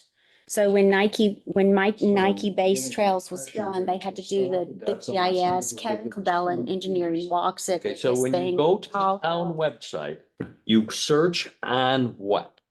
Trails. Trails. You could put it in that way in the search engine, or you can just I go mean, to it would parks. be nice if we had, like, say, at the town hall, if there was a little book that had math there. So the But next, see, June, this is our generation. Yeah. Everything is on your phone. Yeah. nobody. It's on a website. You're right. I agree with Yeah. I mean, it's. But we haven't printed, so I've led a Now couple that- hikes. See, nobody wants to print anything No, anymore. I understand, but understand I've that. led a couple of hikes on the Nike base. There's a I'm there's a sorry. I can beautiful put 'em up. board over there. They got They- some of the signs up with the engineering. trails. I mean, They can do actually, the that. Nike base is So- a classic where they've done a fabulous All job. right. If you don't, yeah. You don't want it web-based, you want to. Master plan. Folded so you can walk around because you don't want. Yeah, mine's in, It's on that. I'll give It's it. on. it says all of It'll them. take them a while. That's all, right? That's in page 60. And what page is that? 60, they got maps of all the trails. So now you just want to put it on a vellum or plastic so you can overlay it on everything. I know what you're doing and I like that. So just to interrupt your conversations, that's kind of somewhat what we're doing with the parks and the new master plan we're working on is our goal is to have every park, every kind of recreational thing look something like this that can be displayed, put together in a marketing kind of material, something we could put all out, same thing with the trails, so that, and then an overall, so, and on the, we'll have what we actually have and then what we want our goals to look out, how we want to build out that Lake Veterans Park. It's our biggest park. So right now they're talking about, putting something in between the baseball I'll just diamonds. point the out- whole thing. Where the Yeah. trees are and the. I know where they are. I know where they are.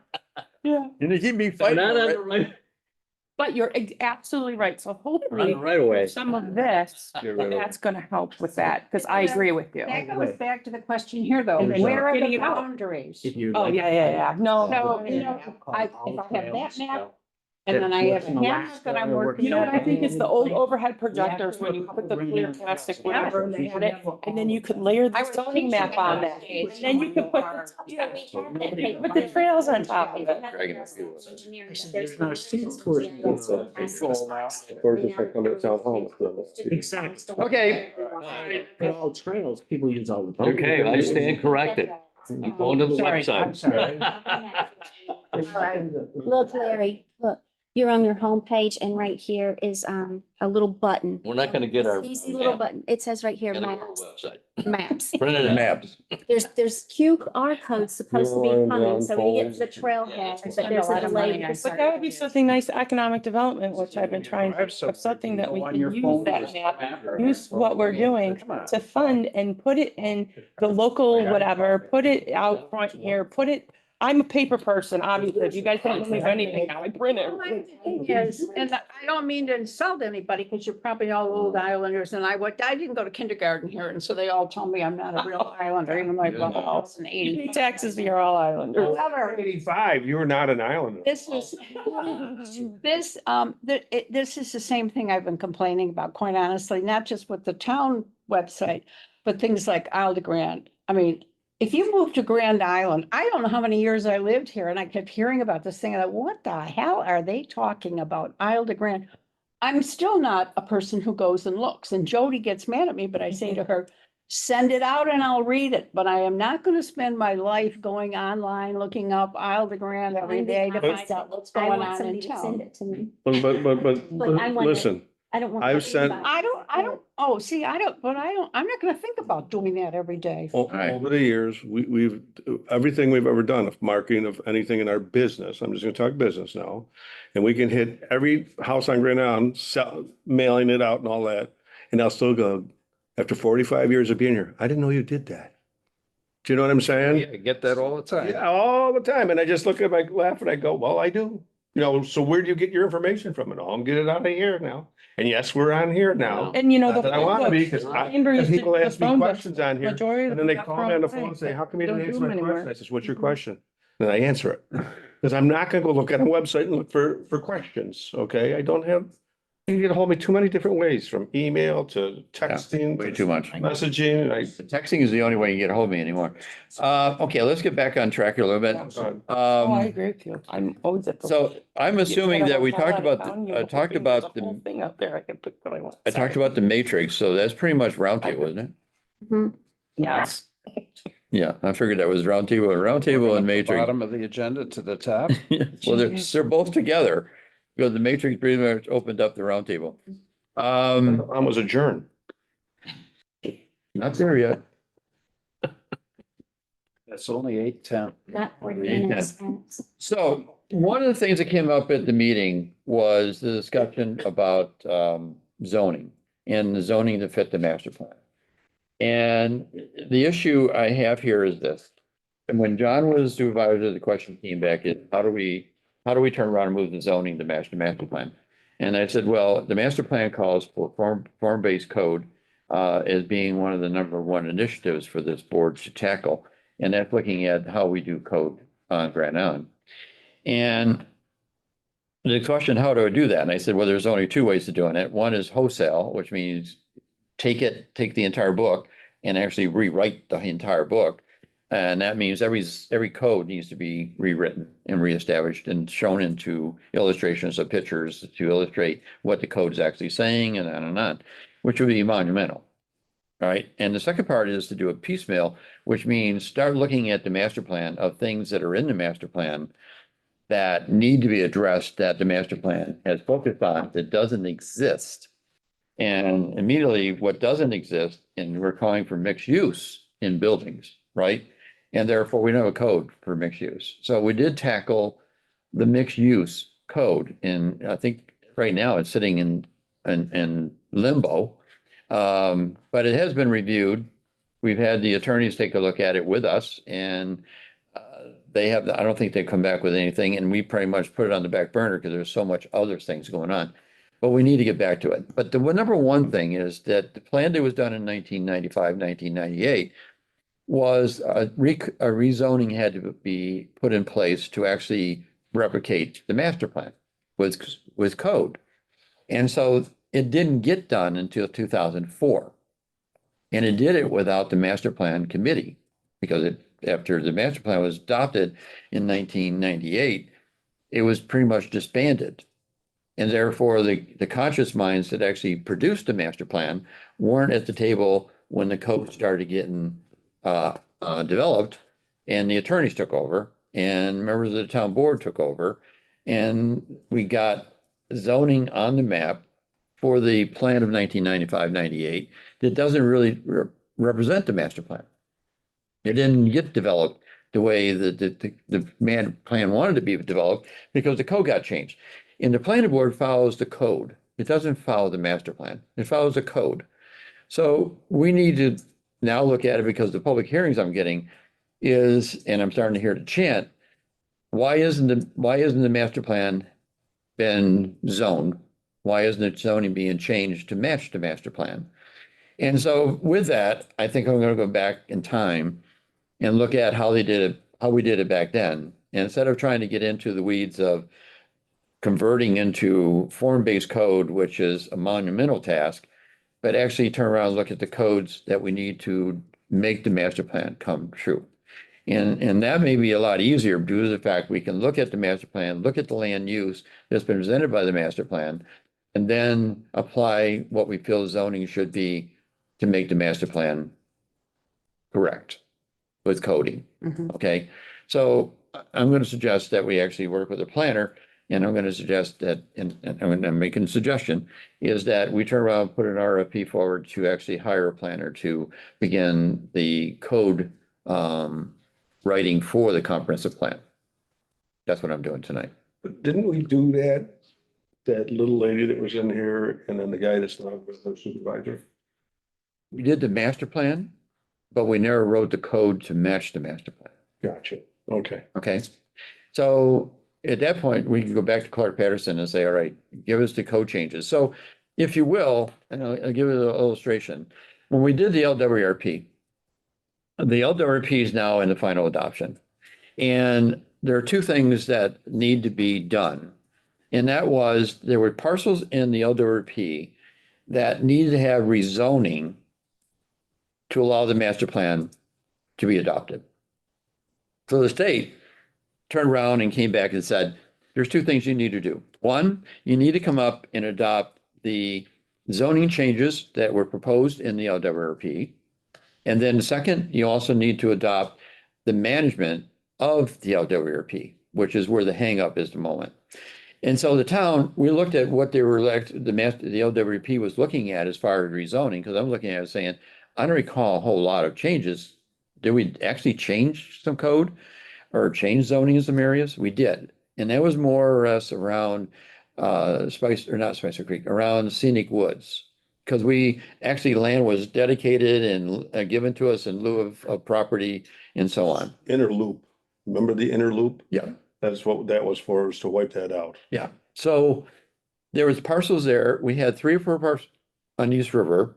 One is by the Nike base, and it's by Big Six. We had taken the corner off a guy's property.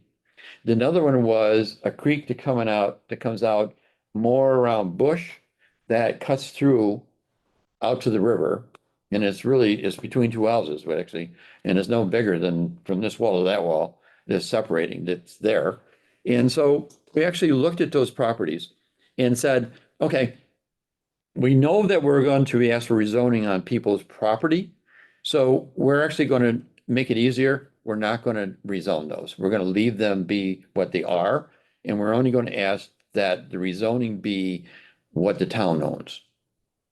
Therefore, we don't have any conflict with residents, with the LWRP, right? So we did that for the LWRP. I think those land conservancy pieces are still on that. Are they still? I think. But I think they're less of an issue than the residential Yeah, ones, It's, right? it's been changed so much that there is a final law, and it's all been sent. Yep. Okay, so that goes with the fact we did an LWRP, there was zoning changes to match it, and therefore we're doing the same thing here. So there in Jen, I wish Jen, I left the table, she'll be back here in a moment again, is that Pete has created a zoning committee.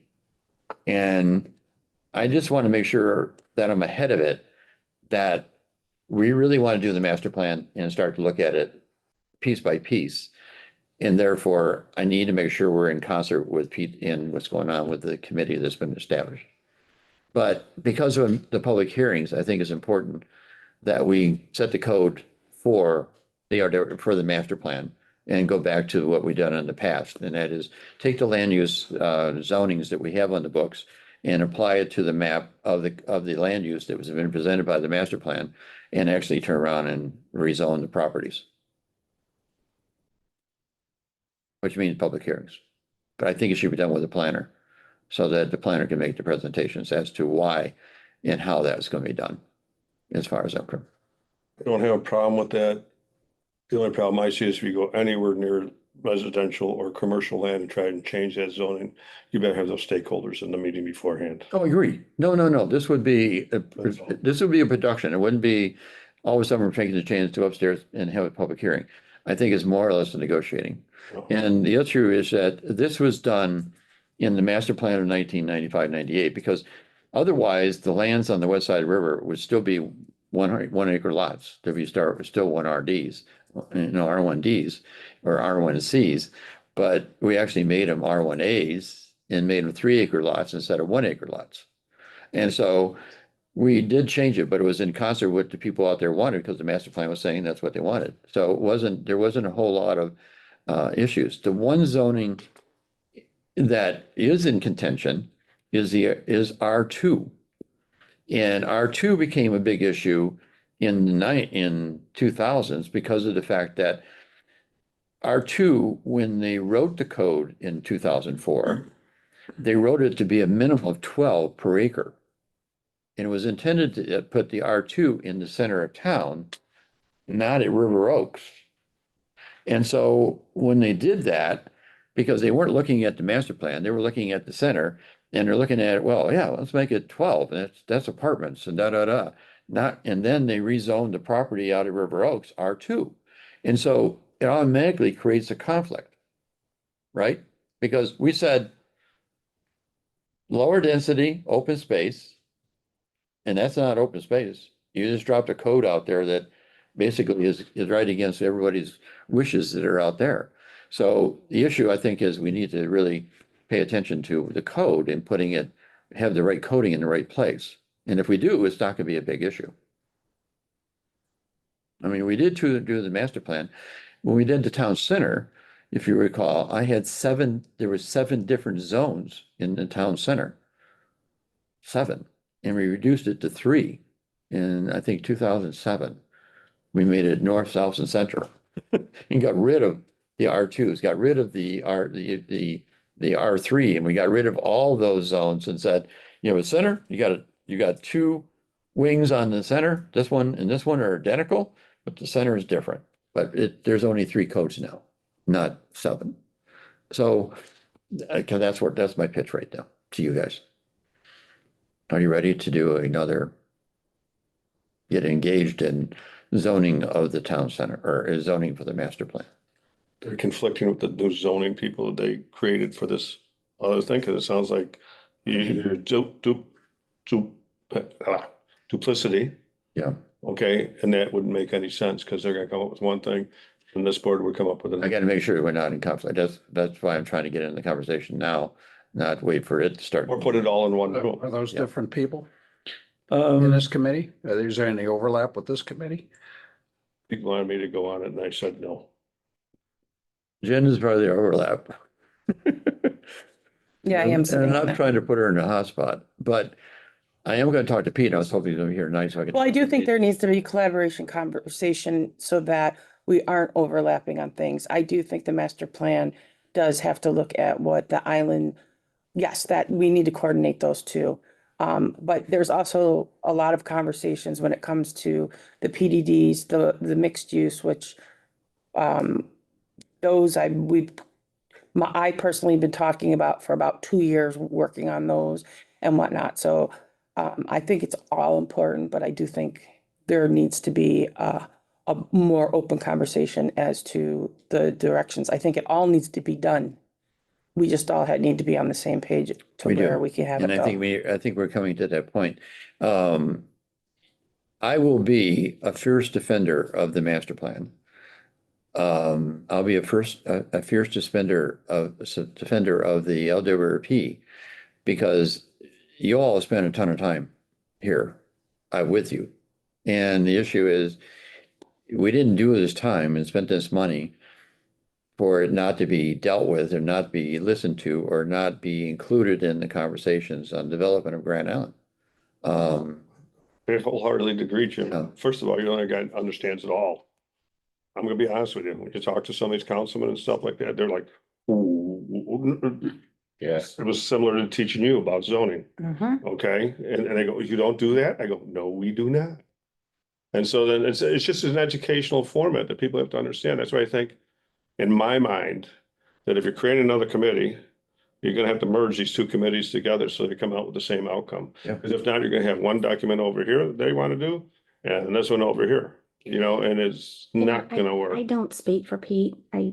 He does that very well for himself, but I do want to give my view on what I think this is about. It's the list for this next year for this committee is very long, very deep, very wide. And just like we just talked about, we need to get ahead of some things. I don't think he has any intentions of taking anything away, but as things hit our office, to try to have a smaller group that can cook it a little bit, get the bones in there, and then hand it over so that it helps everything flow.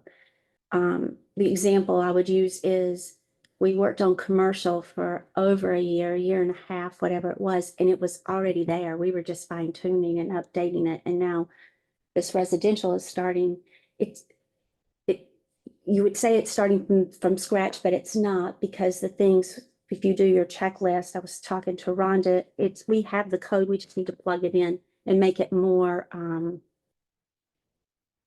palatable, easily deciphered. I mean, now it's just, Yep. so it's just cleaning up what we already have and then bringing it forward. Again, I want to stress, I am not speaking for Pete or his intentions, no. but I sit in most rooms with him. Yep.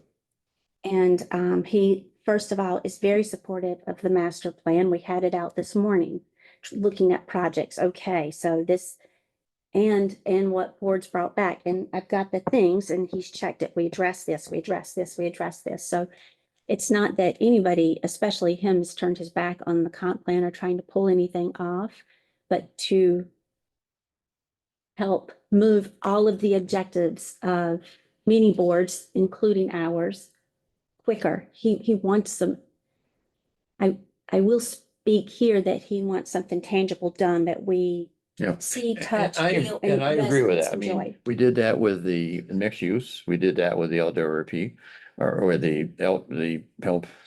PDDs. They didn't like the fact that we turn around and say, get rid of them because we can't manage them. But But all of those, even last 2 weeks, have been brought back up and more discussions, and I think he's as impatient as I am, or we are. we are. And again, I don't like to speak for him, but I also don't want anyone around this table to think that anything is being I think there's am I some. fair in what Yeah, I'm no, you're saying? fair, Rhonda. You're fair exactly what you're saying. And but I think there's just so many projects going on, like major we got Riverview, we have the Whitehaven, we have Long, and we have Stony Point and Ransom. So these are some major changes that are gonna happen to the town, and then and they're all coming at once. Yeah. And I think, from one level, there's let's try to get this together now that we have a hold on it to not mess it up. Hopefully, let's get it. And these things, and a lot of these things, unfortunately, have been talked about forever. And so they're coming under the belt. And my thing is I think, yeah, they all need to be done. But, backing off of what Jim said too, everyone is on the master plan train now, which is nice to see that people are appreciating the hours of work that we're putting here. But the zoning is not collaborating with what's in there. So, but we can do that, but we got to figure out the right way about doing it. Yeah. I mean, this plan, if the plan is in River Rose right now, I'm still obsessed by it because of the fact that we, as a town, can dictate what we like to see as density, what we want to see as far how we want to see the land use. But I'm seeing the developer pretty much saying, I could do 10 times more damage to you, and this is less damage. So therefore, why not approve it? And I'm going, that isn't what, if you look at the pattern of the neighborhood, follow the pattern of the neighborhood. But you're trying to pack it all, you're trying to maximize your land usage. And I'm looking at it, and you're also on top of that, you're not paying attention to the type of housing and how that housing functions, how the townhouses function. You're throwing almost 300 units in place of one-car garages, and you're saying the road is dedicated to them, meaning they have to take care of their own roads, they got to plow their own roads, and you're basically screwing them because where do you put those cars in the winter? I'm looking at it, I'm screaming, where do you put the cars and where do you put the snow when you maximize the space and put one-car garages? And who moves into those townhouses? People who lived in big-ass houses are downsizing to live in a community where they don't have to take care of it. And they're moving their big house into that small footprint. And where do you think it's going? In the garage. Where does the second car go? In the street.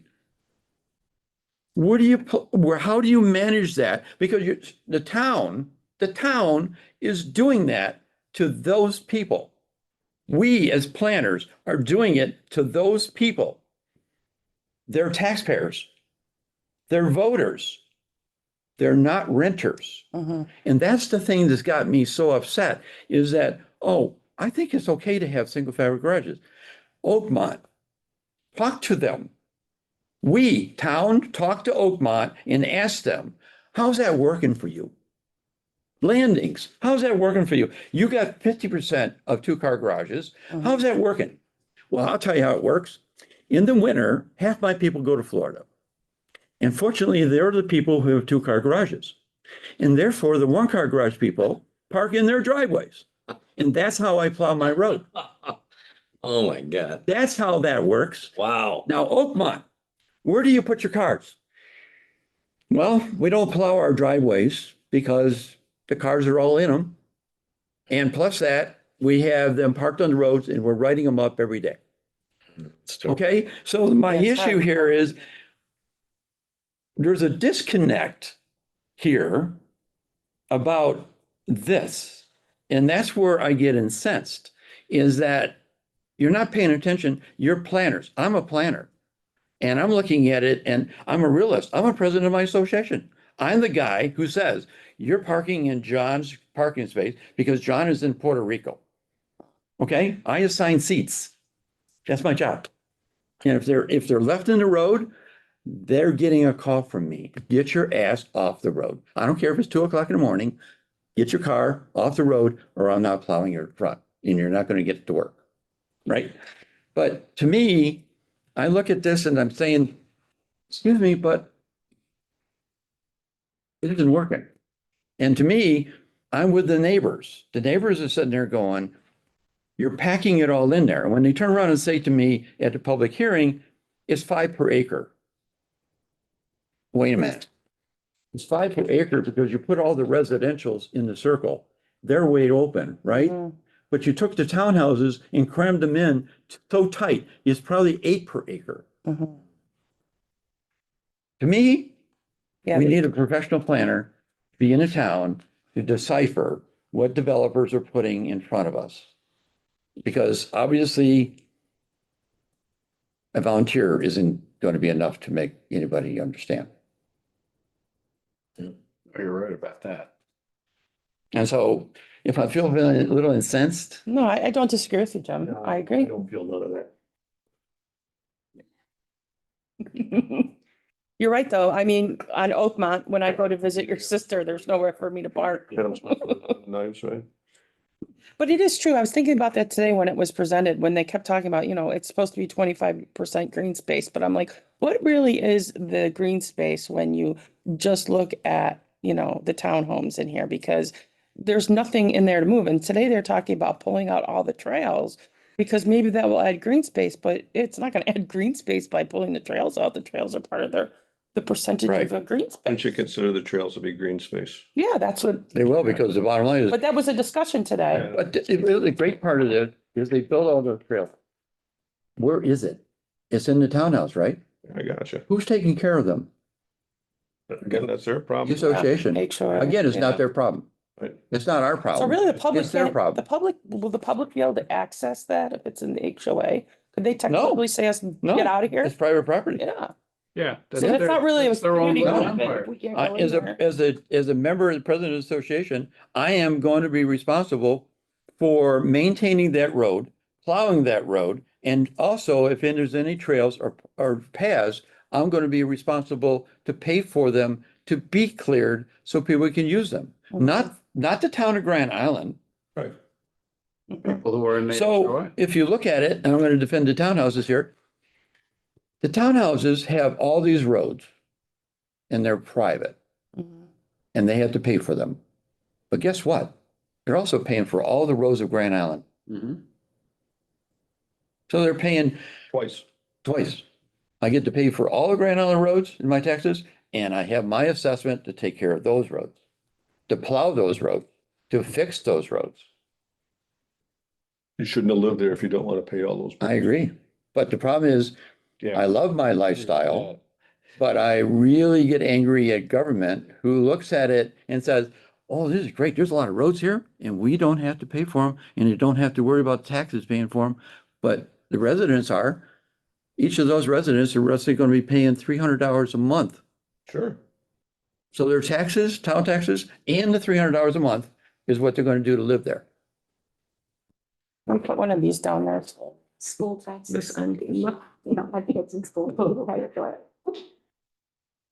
Jim, all you can do is swing the bat at them. That's the town board's job. I know, You know what I mean? but I hate to be at odds with my own town board. Yeah, but it's easy because they're looking for votes.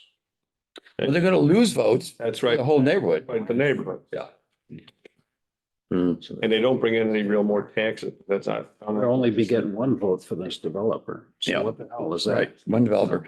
I mean, to me, in the town code that's never used, that should be used is cluster development. Right. And the town planning board doesn't use cluster development in the code. It's there. But the way it works in the town code is cluster development is only applied when a plan comes forward and it's a cookie cutter project, and the town board redirects the project back to the planning board and says cluster development to be applied. And then the planning board can turn around and go back to the developer and say it needs to be a cluster development. Now, what is a cluster development? A cluster development is take all your stuff and tighten it up and have all the open space around it. So cluster development, if you look at this project, I hear so much about, and this is where, when it comes to code, I live it and I understand it. If I'm looking for transition from one type of housing density to another type of density, to another type of density, meaning going for wide open, a little tighter and tight. Well, in the old days, it was cookie cutter. They touched each other. If you use cluster development, you don't have to worry about that because the open space is around each of the clusters. So this one's opener, but has open space around it. This one's a little tighter, but the open space is around it. So there's buffers automatically built into the design of the code. Jim, I'm gonna act dumb just to pull the questions out for a couple minutes. But this plan that they submitted is the same one they've submitted over and over and over again. Except you And took the that's not commercial. Listen to anybody about changing and meeting the code that we have down there. And to me, that tells me they're gonna, all they're gonna keep shoving up because they don't want to spend any more time or aggravation on it. And I think it really boils down to, and I know they don't like it, town board saying, no, take it back. Come back to something that fits our zoning. And that's what it really should be done. And the town board needs to do that. And that was what should be expressed to the town board. This doesn't meet the code. Since it doesn't meet the code, we reject it completely. I don't know if it helps coming from this board and we have a vote or whatever. But I mean, that should be rejected and sent back. And don't get me wrong, I've done enough streets in my days that I've had a lot of stuff shoved down me. A lot of them I've made bigger lots than what they're supposed to be, you know what I mean? Because I want a community. So that's different train of thought. Most builders want to get as much in as they can because they can sell more. So that's a simple thing. And if the board allows it, Yeah. don't matter to me. You know what I mean? I'm not living down there. I mean, to me, in the past, the planning boards and town boards listened because when Fairway Greens came up, we made the argument about 2-car garages. Right. When Spicer Creek came open, 2-car garages. When the patio homes across the street came in, 2-car garages. There's nowhere down there since we built the landings and built Oakmont that there's 1-car garages. And that conversation was had. It's got lost. Because I think that when we did Fairway Greens and we did Spicer Creek, developers looked at it and said, you're absolutely right. So the issue is, if you want to leave the association in good hands, in a good fashion, I mean, the patio homes come back and said, for years, they kept saying, we want the town to take it over. The road is built to town spec. So we're maintaining it. We want the town to take it over because the association is maintaining a town code road. And the bottom line is the town turned around and said, no, we're not doing it. What's your ball? And that's fine. They knew what they got. But my argument to them was, what you're doing in your budget is wrong. What you're doing is you're looking at total replacement in 25 years. You're never going to replace that road in 25 years, 100%. You're going to repave it, but you're never going to be replacing it. So therefore, your number in your budget that you're charging your residents is way out of proportionment. And you need to readjust to the world that you may resurface in 25 years, but you're never going to rebuild your entire road structure because you're curbed. If you're the landings, there's no curbs. So I will, and I have. But I'm not replacing the road. No. And I'm not assessing the people for the long term or replacing the road. So to me, they had a bad concept in their own minds and they were using it to justify the town taking over the road. That's what I'm saying. This should be just rejected and say, bring it back. Yeah. Should be that simple. It shouldn't be anything else. Planning board should do that if that'd be the case. You know, I would say, Jen, that would be your guys' responsibility. The planning board, they keep saying the planning board approved this. And we probably, so the thing is we probably should have tabled, it should have been tabled. But it wasn't. They took a vote and said, we'll grant you the PDD if you give 2-car garages, if you make it up to code where it's 60 feet apart from each other, not 38. If you make the residential lots bigger over here that they match with Timberlake, so there's a lot of ifs on there. So it was voted for a yes from 4-2, and I'm new on that, so I didn't, whatever. But it was voted 4-2, but it wasn't approved per se. It was just saying that we'll be in favor of it. To make all the. And so that is the argument that I've been getting frustrated about that Again, it should be just. it's not, yeah, but exactly. And so it should have been tabled. That was whatever. But still, that part of getting lost out of what the planning board said, because the planning board was like, more like, hell no, fix this stuff but. I bring that. Lesson learned. So Did it Table. get lost? Well, I think it got lost because it's not, I should say, like, the arguments with the lawyers and publicly, and when they've been doing the public hearings and they've been doing this, they keep promoting the fact that, well, the planning board was in favor of this. The planning board was in favor of this. So the They public's are like, why did the planning board, like, But the It planning wasn't. board, somebody should be designated from the planning board to go to these meetings, and when that's done, that's basically a lie, a twist of the truth, okay?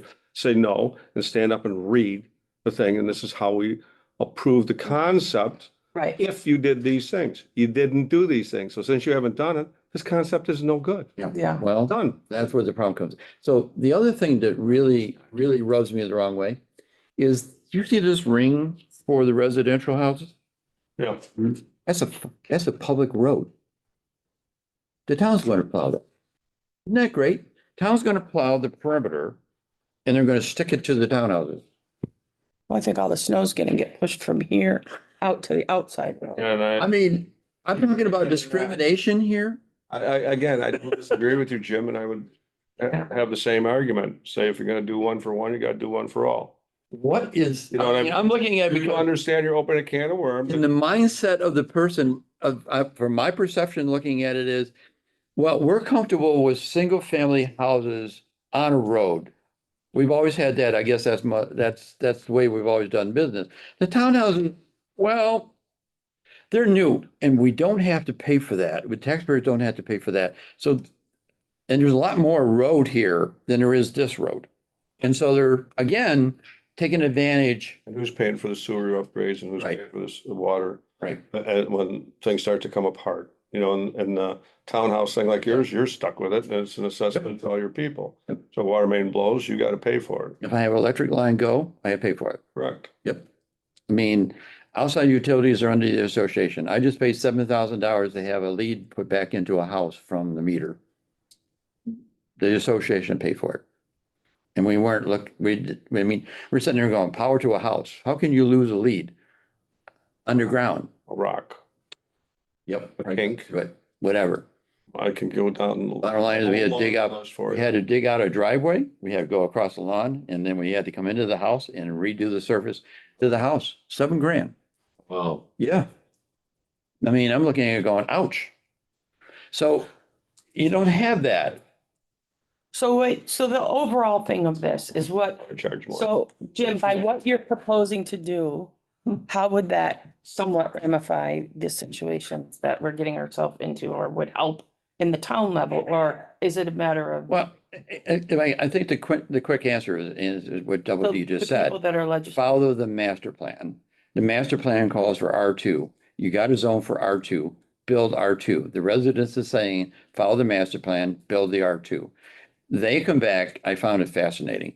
They came back with townhouses that had R2 for the entire project. And they built it to 6 per acre, and they packed them all in 1-car garages. And they said, well, we could do that. No, you wouldn't. Because the bottom line is we would put you back to 4, because that's what we approved on the R2. And yes, we'll put you back to your 60-foot between buildings. So the issue is, no, you wouldn't. But they threatened the town saying, if you don't do this, we're going to give you that. And we'll reject that too. That's Yes. my response. Exactly. And the point was, and then I saw it come out on Facebook by a councilman saying that, well, it could be worse. And then regurgitated Yeah, I what the developer said. saw that. And he should, first of all, no councilman should come out with any responses back to Facebook. Right. I'd make that a law up there. You know what I mean? Because you're just opening yourself up for a cannon shoved down your throat. To me, and That's just plain dumb. this one, I don't care if you're a lawyer. this one, because I got a personal gripe on the townhouses they're putting here. But again, my defense on the master plan is we looked at that parcel. We actually did drawings and we did illustrations of buildings. We did the illustrations because we wanted to point out something. And that was that it's the hamlet. In the hamlet, we feel that it should be hamlet, not a commercial development. These were worse scenarios that we were playing out here because we wanted them to see could happen in that area. This is B1. It should be a hamlet, B3. And so therefore, a lot of this, and this is all mixed use. We even try to soften it by saying mixed use. Maybe that'll soften it. But when we're talking in this community, mixed use means that you're going to take a building and you're going to put commercial on one level, residential at the top. They took it and said, oh, we're doing a hybrid. We're going to have one building with commercial below and a couple apartments above it, and we're going to put 7 buildings behind it that are all apartments. That is what we presented. And they're saying that we did. We didn't. So there's not been another conversation from us back to the town board saying misinterpretation. Again, that's a common theme. You throw out whatever you can to get what you want. Yeah.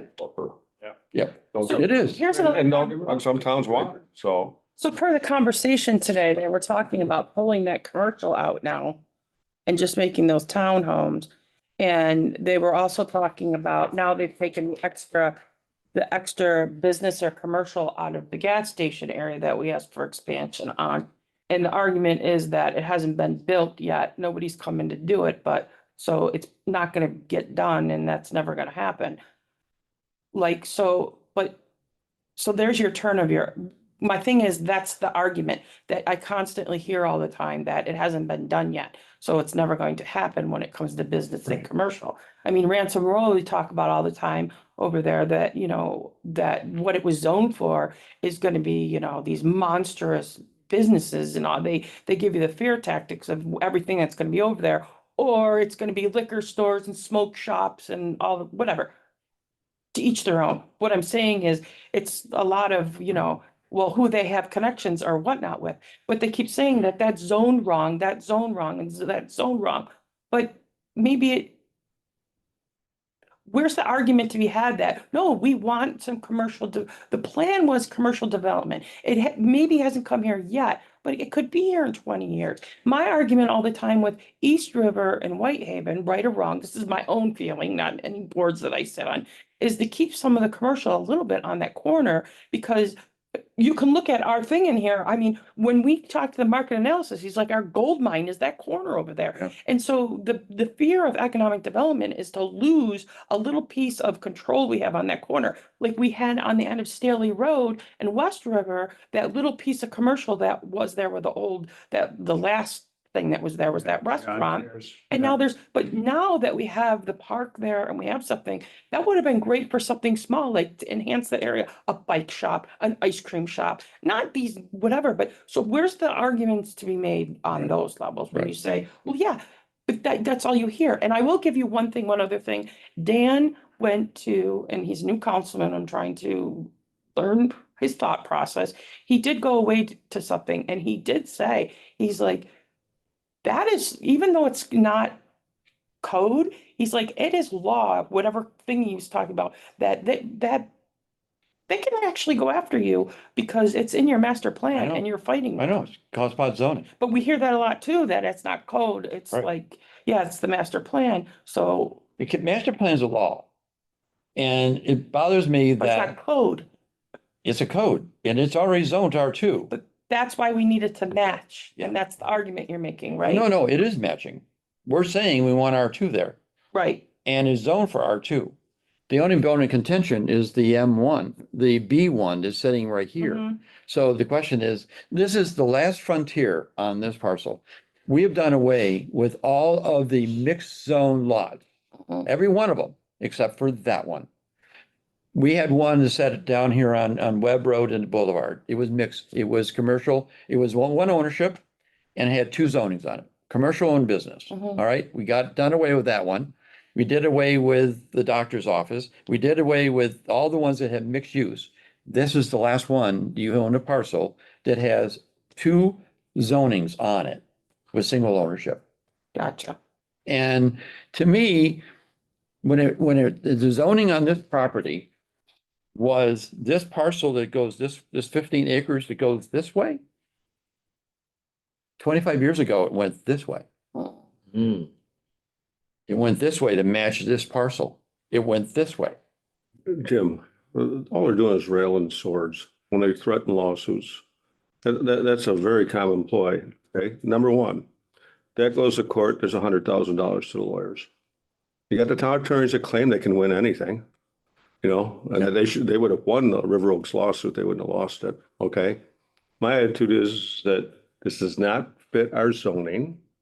It's a no, okay? Come back with what fits the zoning and we'll work with you. But to say you want to sue us, go ahead. Okay? We did a moratorium on PDDs. No, I saw that.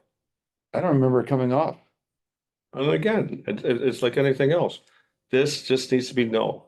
I know Sean Hawkins very well, I do too. and I've hired him many a time, okay? Because of who he He's is. doing his job. Okay, but I'm just gonna help you out. Seriously, that's a no. He's gonna turn over and he's gonna go over to Frank or Bank and say, give me 100 grand. You wanna go to court? I want 100 grand retainer, all billable hours.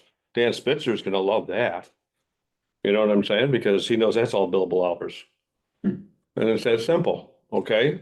And yes, there'll be a bunch of lawyer money, but I don't see a state judge going against what we have zoned. That's It doesn't fit the zoning. It's that simple. This is not a big drawn out thing. It's just a bunch of people yelling to say, this is what we're gonna do. And as soon as I seen what the lawyer wrote in the thing, I said, that's a lawyer's attitude. Okay? First of all, he should have kept his mouth shut. And when I see him one day, I'm gonna tell him that. You need to keep your mouth shut. Your job is to take in the information, not lash out and say, I'm gonna fix the world, because he can't. Okay? We already had one lawyer like that. Okay? And love him or hate him, I just try and tell people, this doesn't fit our plan. That would be a no, should be a no from the planning board, right down the line. Fix it, come back to us. We'll be more than happy to let you develop the land. We're not stopping you from developing it. And because you're not stopping them from development, there is no. My thing is like they said, whatever, I mean, it was zoned for what it was and the big fear tactic that they're coming out with, well, if they could put that much density in there with what it's zoned for and they wanted to do it, they would have done it already. Yes. Yeah, of course. And the thing that bothers me the most is, and it's about the master plan again. The master plan was developed to tell the residents what was in their backyards. And then they spoke on it. They spoke on the master plan. They spoke either for it or against it when it was adopted. And we said to these people here, you're gonna have R2 behind you, you're gonna have townhouses behind you. And okay, And now they're coming in right now and saying, we like the master plan and we know it's R2.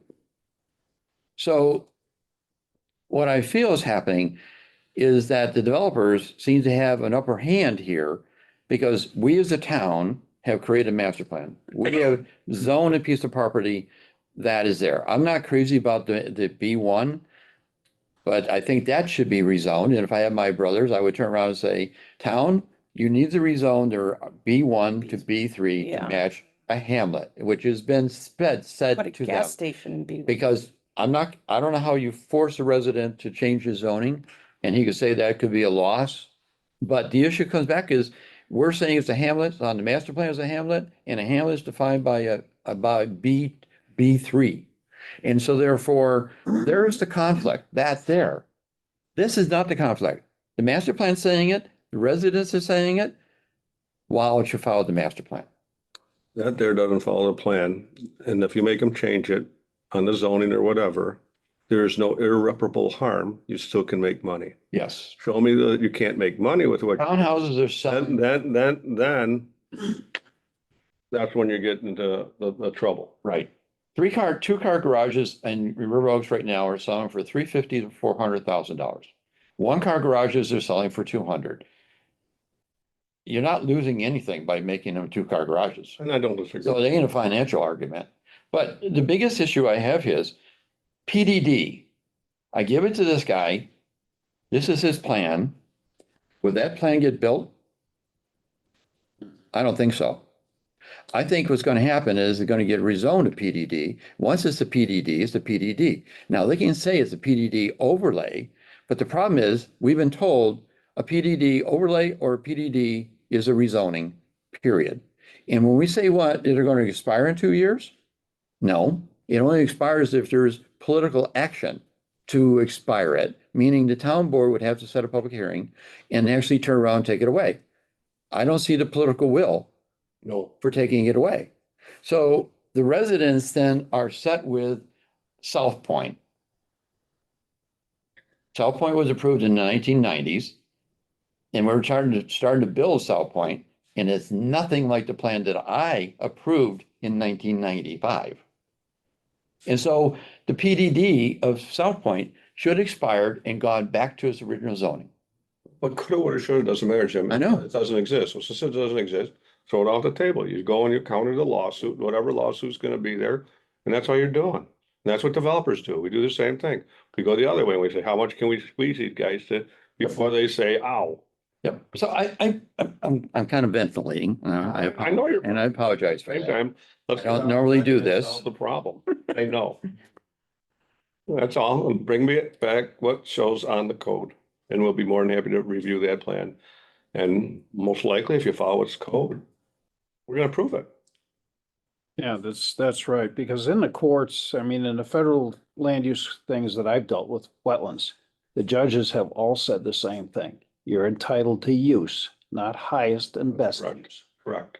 So, and that's the same way it handles, it exists at the state level and any other level. It's So- all the way through. So this is all saber rattling. They just come in and they'll tell you this because they think they're gonna scare you. I used to tell them, okay, you wanna sue us? All right, dollar for dollar, we'll outlast you. Right. So you wanna go ahead and waste your money like that? Go ahead.